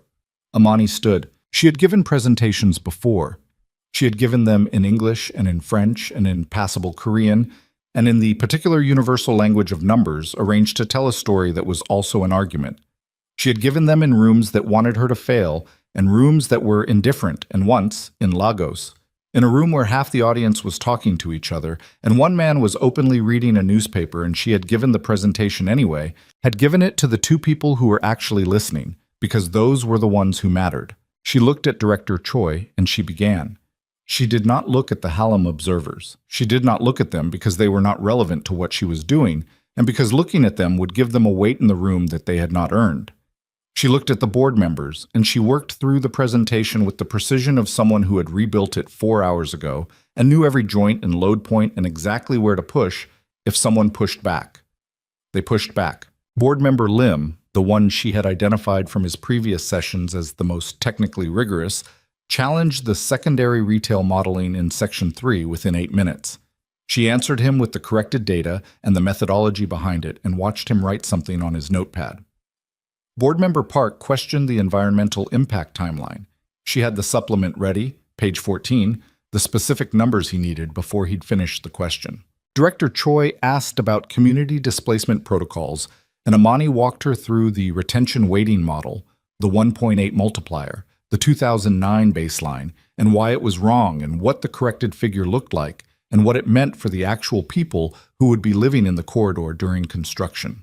45 minutes in, one of the Hallam observers stood up. "Point of procedure," he said. His Korean was formal, institutional. The board should be aware that the strategic documentation underlying this presentation has been subject to unauthorized access and potential modification in the past 72 hours. We have concerns about the integrity of the data being presented. The room went quiet. Director Choi looked at him with the expression of a woman who had been running these sessions for 20 years and had developed a specific set of responses to specific kinds of interruptions. "This is an observation session," she said. "Points of procedure from observers are not recognized. With respect, sit down, please." He sat, but the damage was already attempting to plan itself. Amani could see it in the slight shift in two of the board members' postures, the way attention recalibrated toward uncertainty. She did not stop. She went directly to the next slide and she said, "The data integrity question is a fair one, and I'll address it." She looked at the board, not at the observer. Every data set in this presentation was independently verified this morning by the project engineering team. The verification records are in the supplementary document, Appendix C, with timestamps. The original source data is publicly available through the Municipal Infrastructure Database and the National Urban Development Archive. Anyone in this room can verify any figure in this presentation from primary sources in under an hour. She paused. If there are concerns about data integrity, the response is verification, not delay. I welcome verification. Wow.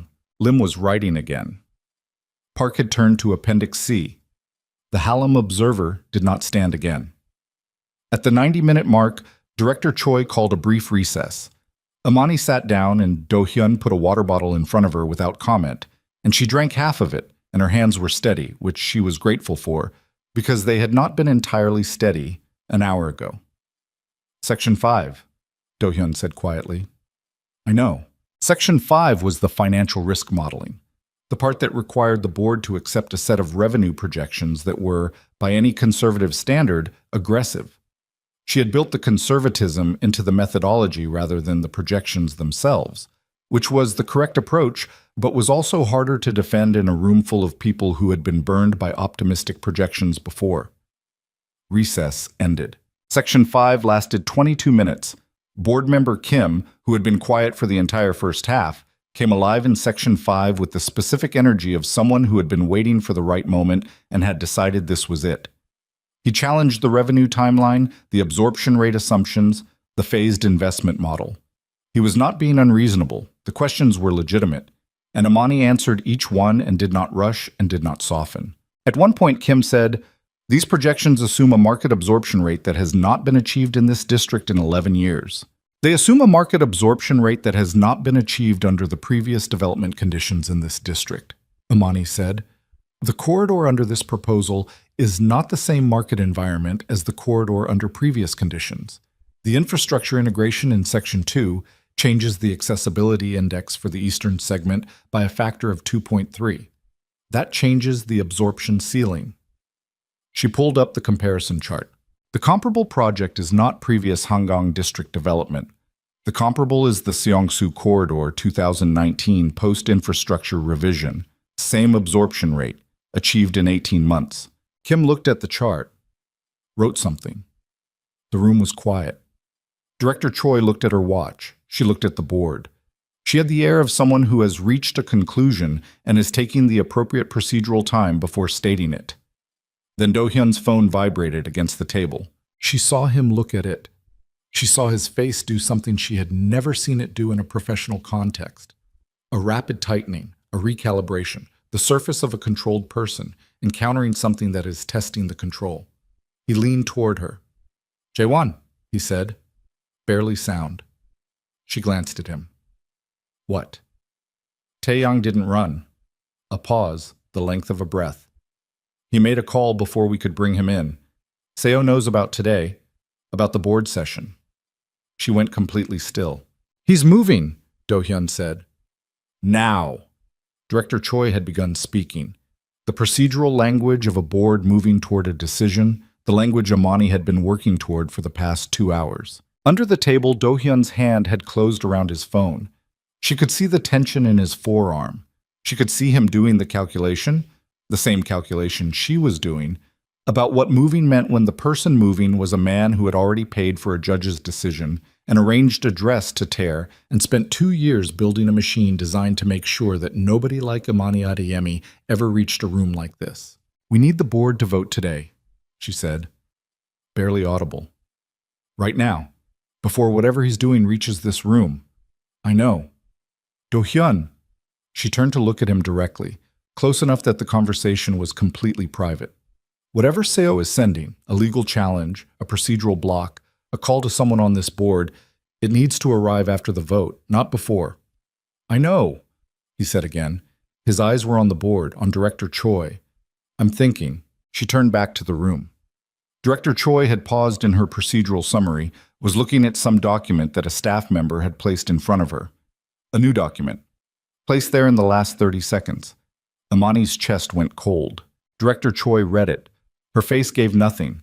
She set it aside and continued her summary, but Imani had seen the pause, had seen the specific quality of a person absorbing new information and deciding what to do with it, and the decision was not yet made, and the window in which the vote could happen before Seo's intervention completed itself was closing in real time. She stood up.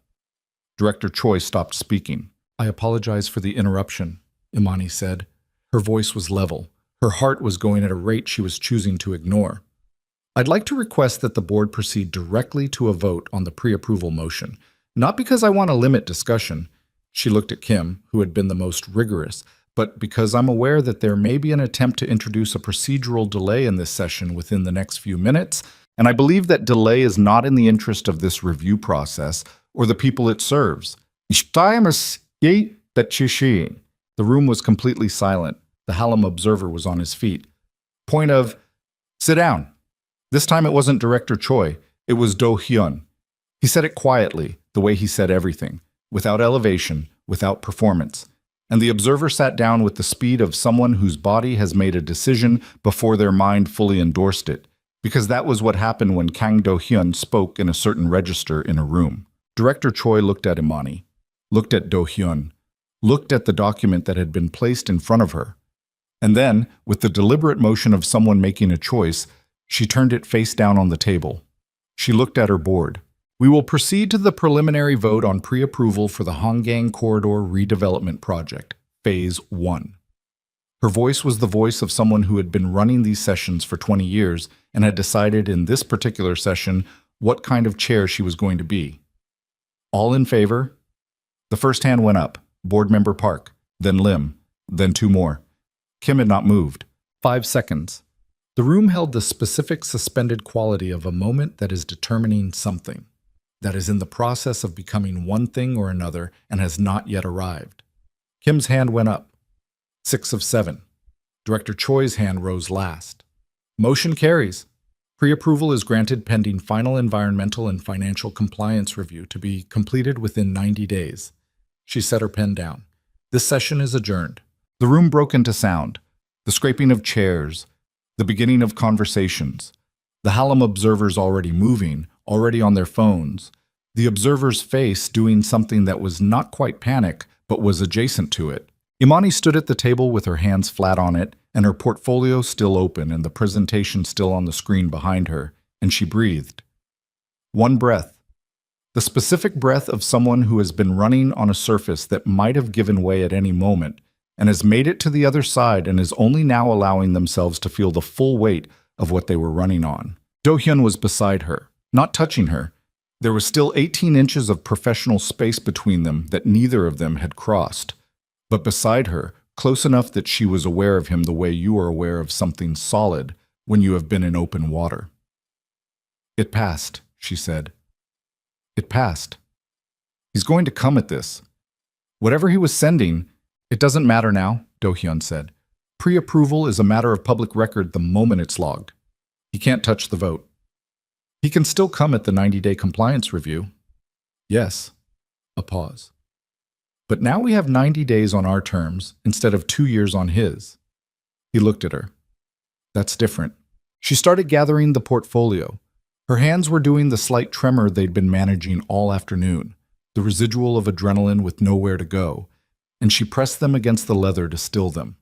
Around them, the room was mostly cleared, the board members filing out, staff collecting documents. The Hallam observers were gone. Her phone rang. Unknown number. Not the unknown number from the night of the runway. A different pattern, a different prefix. She looked at it, looked at Do-hyun. Answer it, he said. She answered it. The voice on the other end was even. Male. Korean accented English with the specific flatness of someone who has decided that tone is an unnecessary expenditure. Ms. Adeyemi, the voice said, my name is Seo Byung-jun. I believe we have a mutual interest in discussing the Hangang project. She did not move. She was aware of Do-hyun watching her face, reading her face, she thought, with the same attention she had been learning to give to his. We don't have a mutual interest, she said. We have opposing interests. Perhaps, Seo said, but opposing interests have a way of becoming mutual ones when the cost of opposition becomes clear. A pause. I'd like to meet. Why? Because what I'm about to do to the compliance review process will take you considerably more than 90 days to untangle. And because I think you're intelligent enough to understand that the board vote today was not a victory. It was an opening move. The room around her was empty now. Just her and Do-hyun and the fluorescent light and the smell of recycled air and a man's voice on the phone who had spent 2 years building a machine and was now recalibrating it in real time. When? She said. Tonight, 8 p.m. The Muju building in Mapo. A pause. Come alone. The line went dead. She lowered the phone. Do-hyun looked at her. Seo. Yes. What did he say? She told him. All of it. Do-hyun listened with the stillness of someone for whom listening was a form of action, absorbing each detail without interrupting, without expression, with the focused attention of a person building something in real time from the materials being handed to him. When she finished, he said, You're not going alone. He said, I heard what he said. A pause, brief and precise. You're not going alone. She looked at him. At the controlled face and the set jaw and the thing she had been circling for days without naming, the thing that had been building in the spaces between late-night strategy sessions and shared coffee, and every moment when he had looked at her with the specific attention of someone for whom looking had stopped being professional and become something else. He'll know, she said. If you're there, he'll know Kang Do-hyun is not a man who sends someone into a room like that without being in it himself. He held her gaze. He expects me to be there. Coming without me would be the move he doesn't expect. She thought about this. Thought about Seo's voice, the evenness of it, the specific confidence of someone who had been the most powerful person in most rooms he'd entered and had built a worldview accordingly. He's not afraid of you, she said. No, Do-hyun said. He's not. A beat. He should be. Outside the municipal building, Seoul was doing what it always did. Moving, enormous, indifferent, the city's 10 million people going about the business of their lives with complete unawareness of the specific meeting that had just taken place in a fluorescent-lit room on the 4th floor. The sun was already low, the winter afternoon already conceding to evening. The sky above the Han, the particular deep gray of a city generating its own light against the dark. Imani stood on the steps with her portfolio under her arm and her phone in her hand and the coat she had put on against the cold and thought about 8 p.m. and the Muju building in Mapo and a man she had never met who had spent 2 years making sure she would never be standing where she was standing right now. She thought about what it would cost to walk into that room, what it would cost not to. Do-hyun came to stand beside her on the steps, close enough that his arm was an inch from hers. I need to tell you something, he said. She looked at him. The night of the runway, he said, I had been looking for you for 4 months. My team had a lead that the anonymous consultant might be at the event. Sujin flagged the attendee list. I was going to observe, identify you if possible, approach you through proper channels the next day. He paused. And then I walked into the room and I saw what was happening and Another pause, the kind that carried weight. The rest was not a calculation. She looked at him for a long moment. The steps of the municipal building, the gray Seoul sky. His face, which was, for the first time since she had known him, not composed, not uncontrolled, but not composed. I know, she said. He looked at her. I know it wasn't a calculation, she said. I've known that for a while. Something shifted in his face, the briefest opening, a glimpse of the interior temperature he kept so carefully managed. And then it was contained again, but she had seen it, and she thought he knew she had seen it. And the moment between them had the quality of a thing that had been building through every late night and every pushed-back assumption, and every time he had put water or coffee in front of her without being asked, and every time she had looked up from the legal pad to find him already looking, had been building toward this specific moment on these specific steps, and was now here and would not be leaving. "Tonight," she said, "we go to the meeting. Together." She held his gaze. "And then we finish this." He looked at her for a moment that was longer than anything professional required. "Together," he said. Somewhere in Mapo, in a building called Muju, Seo Byung-jun was waiting with 2 years of preparation and the certainty of a man who had never been beaten by someone he had never taken seriously.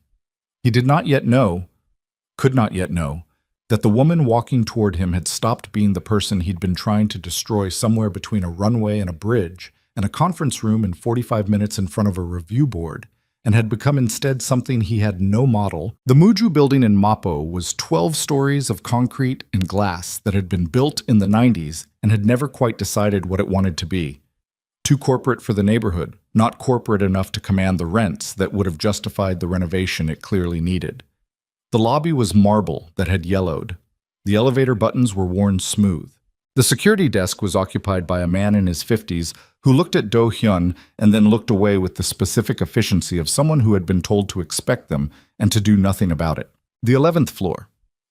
The elevator opened onto a hallway, and the hallway led to a single set of double doors, and the doors were open. Imani walked in first. This had been decided in the car, without discussion, simply understood, the way several things between them had recently become understood without requiring words. She walked in first because she was the one Seo had called, because this was her meeting before it was anything else. The room was a conference space that had been cleared of its table, 4 chairs arranged in a loose square. Floor-to-ceiling windows on the north wall showing the Han River, black and reflecting the city back at itself. A man standing at those windows with his back to the door who did not turn when they entered, which was a power gesture so old and so transparent that Imani almost found it restful in its predictability. He turned after 7 seconds. She counted. Seo Byung-jun was 62, compact, with the careful grooming of a man who understood that presentation was leverage. His face had the quality of something that had been very handsome once and had aged into severity. He looked at Imani first, and then at Do Hyun behind her, and his expression did not change. Did not register surprise, did not register anything that could be used, but his eyes moved between them with the calculating speed of someone running arithmetic. "Mr. Kang," he said, in English for her benefit, which she noted. "I said alone." "She doesn't take instructions from you," Do Hyun said. Seo looked at her for a moment. Then he gestured to the chairs and sat down in one of them with the ease of a man in his own space, which technically this was. The building was registered to a Hallam subsidiary, a fact Chaewon had surfaced in the 3 hours between the board session and this meeting. Imani sat. Do Hyun sat beside her, 1 chair to her left, close enough. "I'll be direct," Seo said. "The pre-approval vote today was a procedural step, not a victory. The compliance review process has 12 distinct regulatory checkpoints. I have relationships at 8 of them. You will not clear a single one before your timeline collapses." He looked at Imani.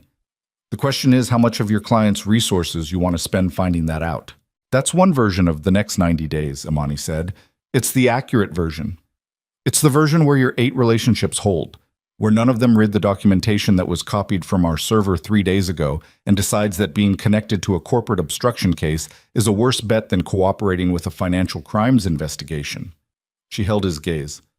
"How confident are you in 8 people's loyalty when the alternative is a fraud charge?" Something shifted in Seo's face.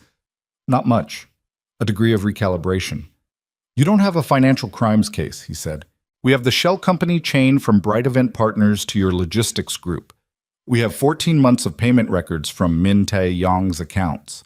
We have Ethan Brooks's written statement, which he provided voluntarily 2 days ago, detailing his role, your role, and the specific instructions that came from your desk regarding the Hongkong project interference." She paused.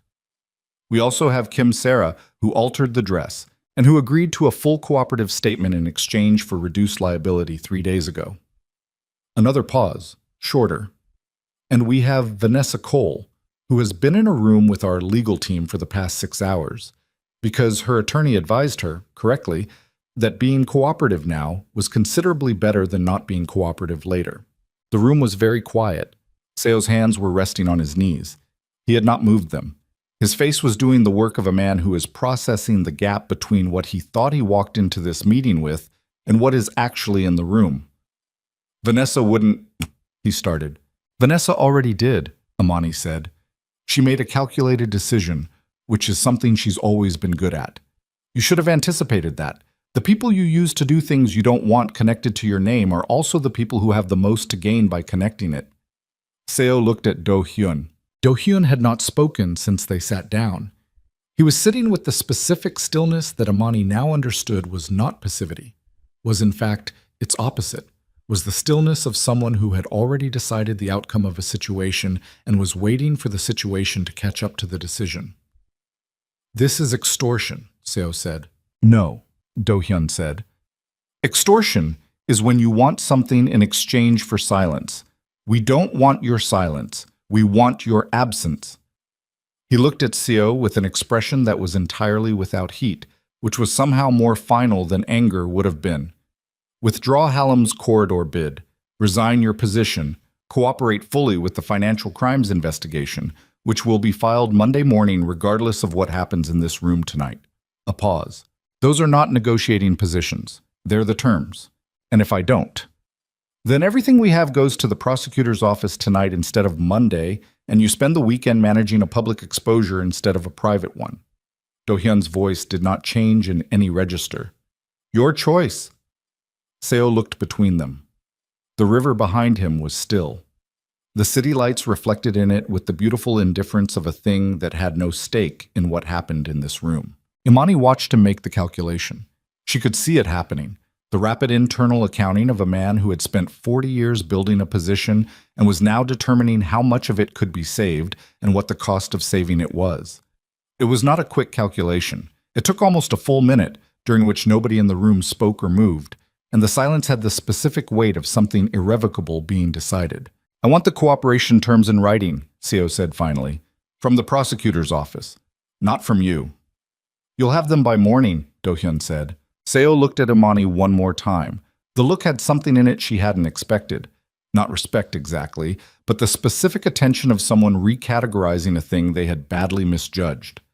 She met it without expression, because there was nothing she needed from his recategorization, and because the thing she had learned, was still learning, would spend time after this learning, was that the moment of winning was not the moment she needed to fill with anything. The moment of winning was just the moment. It didn't require performance. She stood. Do-hyun stood. Seo remained seated. They walked to the door. She did not look back. The elevator was where they'd left it. The lobby was where it had been. The Mapo street outside was cold and full of the ordinary movement of people going somewhere that had nothing to do with any of this. She stood on the sidewalk and breathed. Do-hyun came to stand beside her. The inch of space between his arm and hers. The city around them, going about itself. It's done, he said. She looked at the river, visible at the end of the street, black and moving. Not yet, she said. But it will be.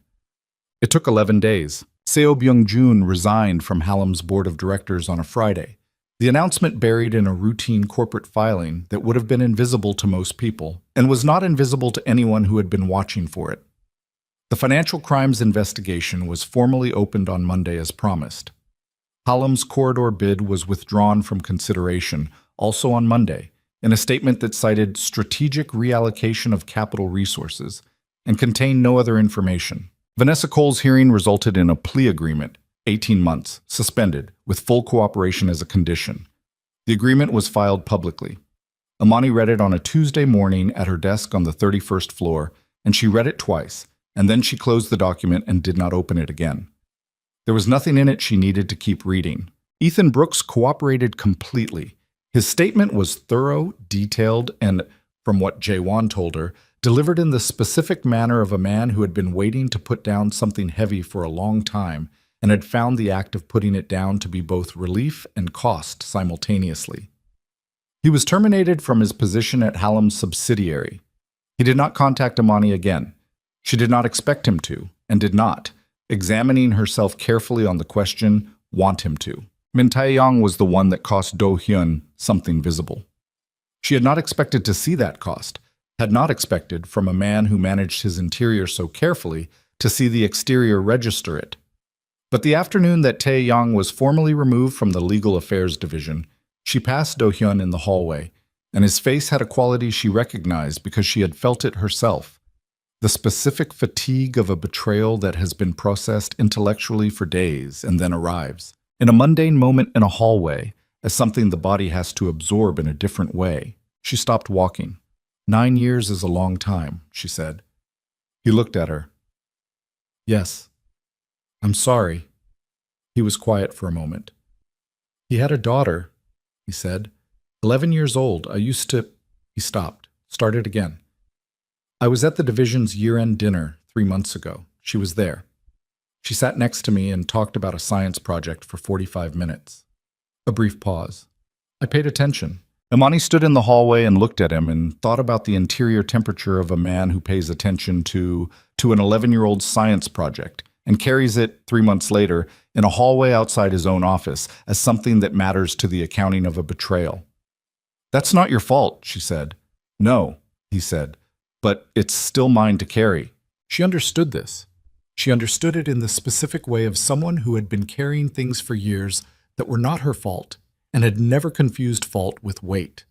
The weight was real regardless of who deserved it. She didn't say anything else. She didn't need to. He nodded once, and they both went back to what they had been doing, which was the work, which was still the work, which would continue to be the work. The formal project launch was on a Thursday in December. The venue was the Hangang Riverside Plaza, outdoor, which had prompted significant logistical concern from Sujin given the December temperature, concern that had been addressed with heated tents, and what appeared to be an entire city's worth of portable heaters arranged with the precision of a military operation. Government officials, investors, international press. The kind of event that generated the specific ambient noise of important people performing importance at each other while something real happened underneath it. Imani stood at the edge of the tent and looked at the river. It was the same river she had stood over on the bridge the night of the runway, 6 weeks ago, when she had held Do Hyun's card in her fingers in the cold and made the decision that had led here. The river looked the same. It was the same black, the same moving, the same indifference. She found this comforting in the way she found most things that didn't change comforting. Not because change was bad, but because a thing that stayed itself gave you a fixed point to measure everything else from. Her phone buzzed. Her mother. She stepped away from the tent and into the cold to answer it. I watched the news broadcast, her mother said, in Yoruba. They showed your project. What did they say about it? They said it was a significant urban development initiative with strong government backing. Then they showed a photograph of you standing in front of a building. How did I look? Like my daughter, who has been not sleeping enough and working too much and standing in the cold talking to her mother instead of going back inside where it is warm. Imani almost laughed. It arrived before she could manage it. A real laugh, brief and unpolished. I've been sleeping fine. You sound like someone who has been sleeping fine out of stubbornness rather than actual rest. That's a very precise distinction. I'm a very precise woman. Where do you think you got it? A pause, and the pause had the quality that her mother's pauses sometimes had, the loaded kind, the kind that was building toward something. The doctor says the latest numbers are better. Imani went still. Better how? The function is stabilized.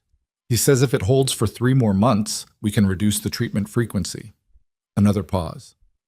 He said the new medication protocol is working, the one we started in October. When Imani had started this job, when the first real paycheck had landed in her account, and she had transferred a specific amount to the account she had set up for her mother's treatment costs without telling her mother the number because her mother would have argued about it.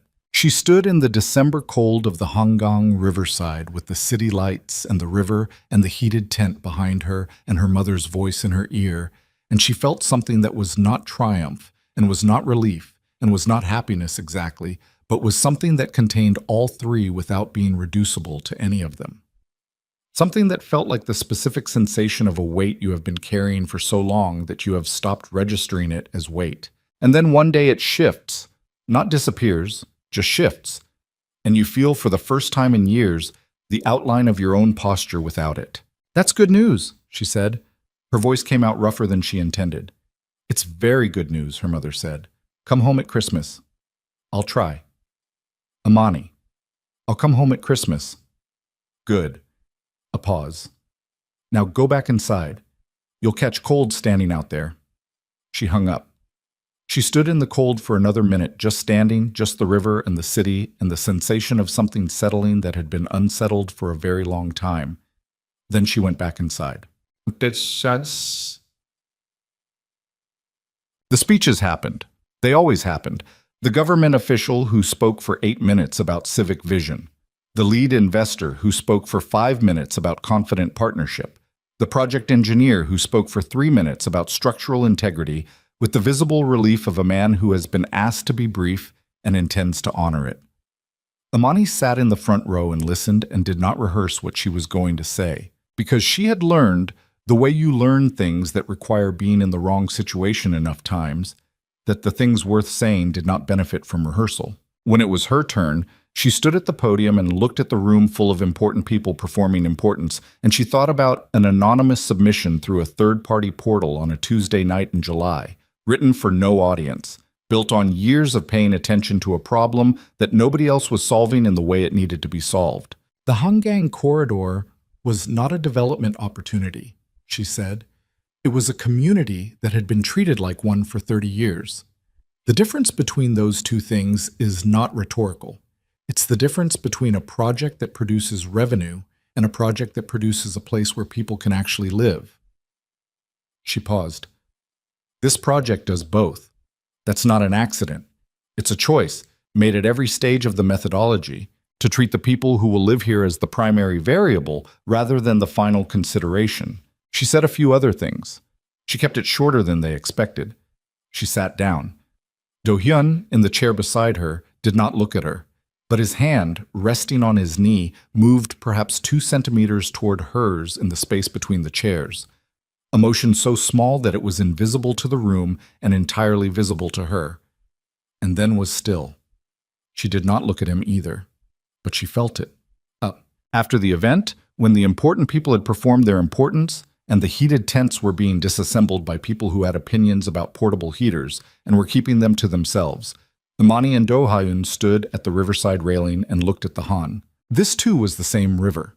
She was becoming aware that every significant conversation she'd had in the past 6 weeks had happened within sight of it, which was either the geography of Seoul doing what it did or something else.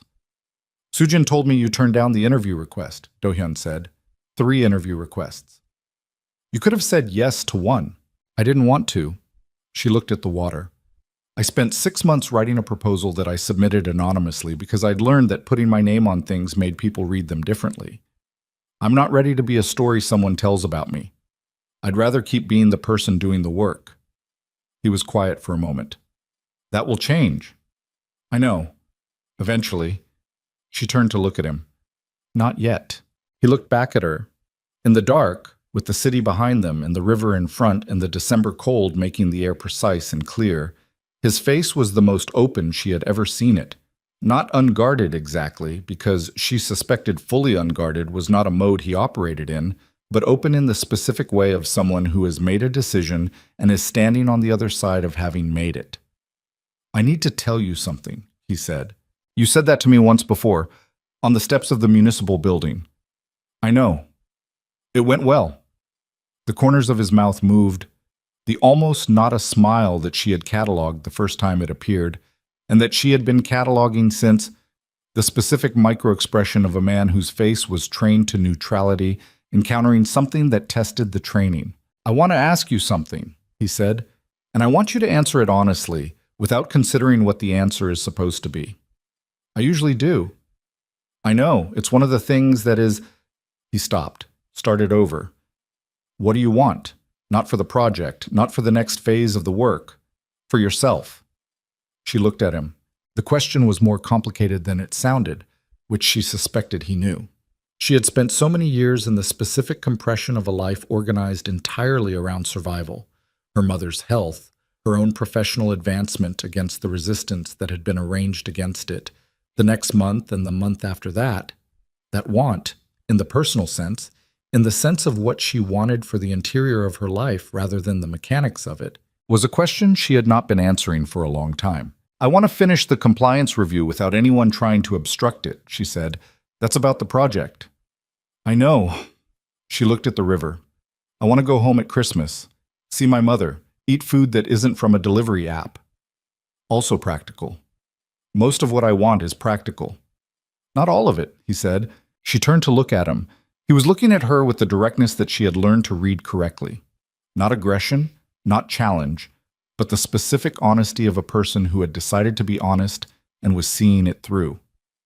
"No," she said. "Not all of it." They stood there. The river moved. The city's light was everywhere around them and nowhere in the water, which was its own dark, its own moving thing. "I'm aware," he said carefully, "that the circumstances of how we met were not neutral. You put your jacket around me in front of 500 people." "Yes." "And then proceeded to run a fairly comprehensive investigation into my life and hire me." "Also yes." "And we have spent the past 6 weeks in close proximity under conditions that were objectively quite high stakes." "All accurate." "So you're asking," she said, "whether what's between us is real or whether it's an artifact of extreme circumstances producing an artificial sense of connection." He looked at her. "Yes, that's what I'm asking." She took her time with it. She gave it the same attention she gave the things that mattered, which was complete and specific, and without the softening that made things easier to think about at the cost of thinking about them clearly. She thought about this morning after the runway, sitting at her desk with the coffee and the open laptop and his card in her pocket, deciding to go to the meeting. That decision had not been about him. That decision had been about her, about the woman who had written 87 pages for no audience, about the 7 rejected applications, about all of the reasons she had started believing her name on something made it worth less. She thought about every session in the conference room, every pushed-back assumption, every time he had put water or coffee in front of her, and every time he had said agreed when she said something that another person would have argued with out of pride rather than logic. She thought about the hallway 11 days ago. 9 years is a long time. And the way his face had looked when he said it. "It's real," she said, "whether the circumstances produced it or just made it visible faster than it would have otherwise been. I don't know, but what it is right now is real." He held her gaze. "All right," he said. "All right," she said. And neither of them moved for a moment, because the moment was doing something that neither of them wanted to rush. And both of them understood, without discussing it, in the way several things between them had recently become understood, that what was beginning here was something that deserved to begin at the pace it chose to begin at, not the pace that extreme circumstances had set for everything else. He reached out finally, and his hand closed around hers on the railing. Not dramatically, not with the weight of declaration, just his hand around hers, warm in the cold air, steady in the way that things are steady when they have decided to be. She did not pull away.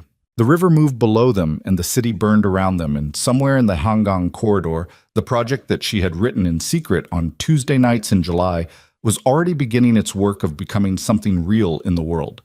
Foundation drawings filed, community meetings scheduled, the slow and complicated and expensive process of building a place where people could actually live. She thought about the runway, the torn dress and the cold air, and the laughter that had seemed for 2 seconds to come from every direction at once. She thought about the specific sensation of standing exposed in front of 500 people and not moving. She understood now that she had not been frozen. She had been waiting for the thing that came next, the thing that always came if you stood still long enough and trusted that the waiting was not the same as being finished. The thing that had come next was this. All of it. The work, which was hers. The recognition, which she had earned. The investigation and the board session and the meeting on the 11th floor of a building in Mapo, and the 11 days of consequences settling into their correct places, and her mother's voice on the phone saying the numbers are better. And this The railing, and the river, and the cold, and a man's hand around hers, and the city's enormous indifferent light bearing witness to nothing in particular and everything that mattered. Imani Adeyemi did not believe that humiliation was a beginning. She did not believe that pain was instructive, or that suffering built character, or that the things done to her had made her the person she was. She had been the person she was already. She had been that person on the runway, and before the runway, and in every rejected application, and every year of watching her mother's health numbers, and every night of writing proposals that she had submitted without her name, because she had been taught, slowly, efficiently, by people who had reasons, to believe that her name was a cost. What she believed was simpler and harder. She believed that surviving a thing and then continuing was not the same as winning. Winning was what happened when you took the surviving and the continuing and turned it into something that existed in the world after you had been told, in several ways and over several years, that you and your work did not warrant existence in the world. The project was in the world. She had put it there. That was the thing. That was the whole of it. She looked at the river and she felt Do-hyun's hand around hers, and she let herself, for the first time in a very long time, simply be in a moment without already moving toward the next one. The Han moved below them. Seoul held them in its light. The night was cold and clear and entirely, completely present. It was enough. It was, she thought, breathing slowly, feeling the warmth of his hand against the cold, watching the river go. More than enough. It was everything she had been working toward, without knowing that this was what the work was for.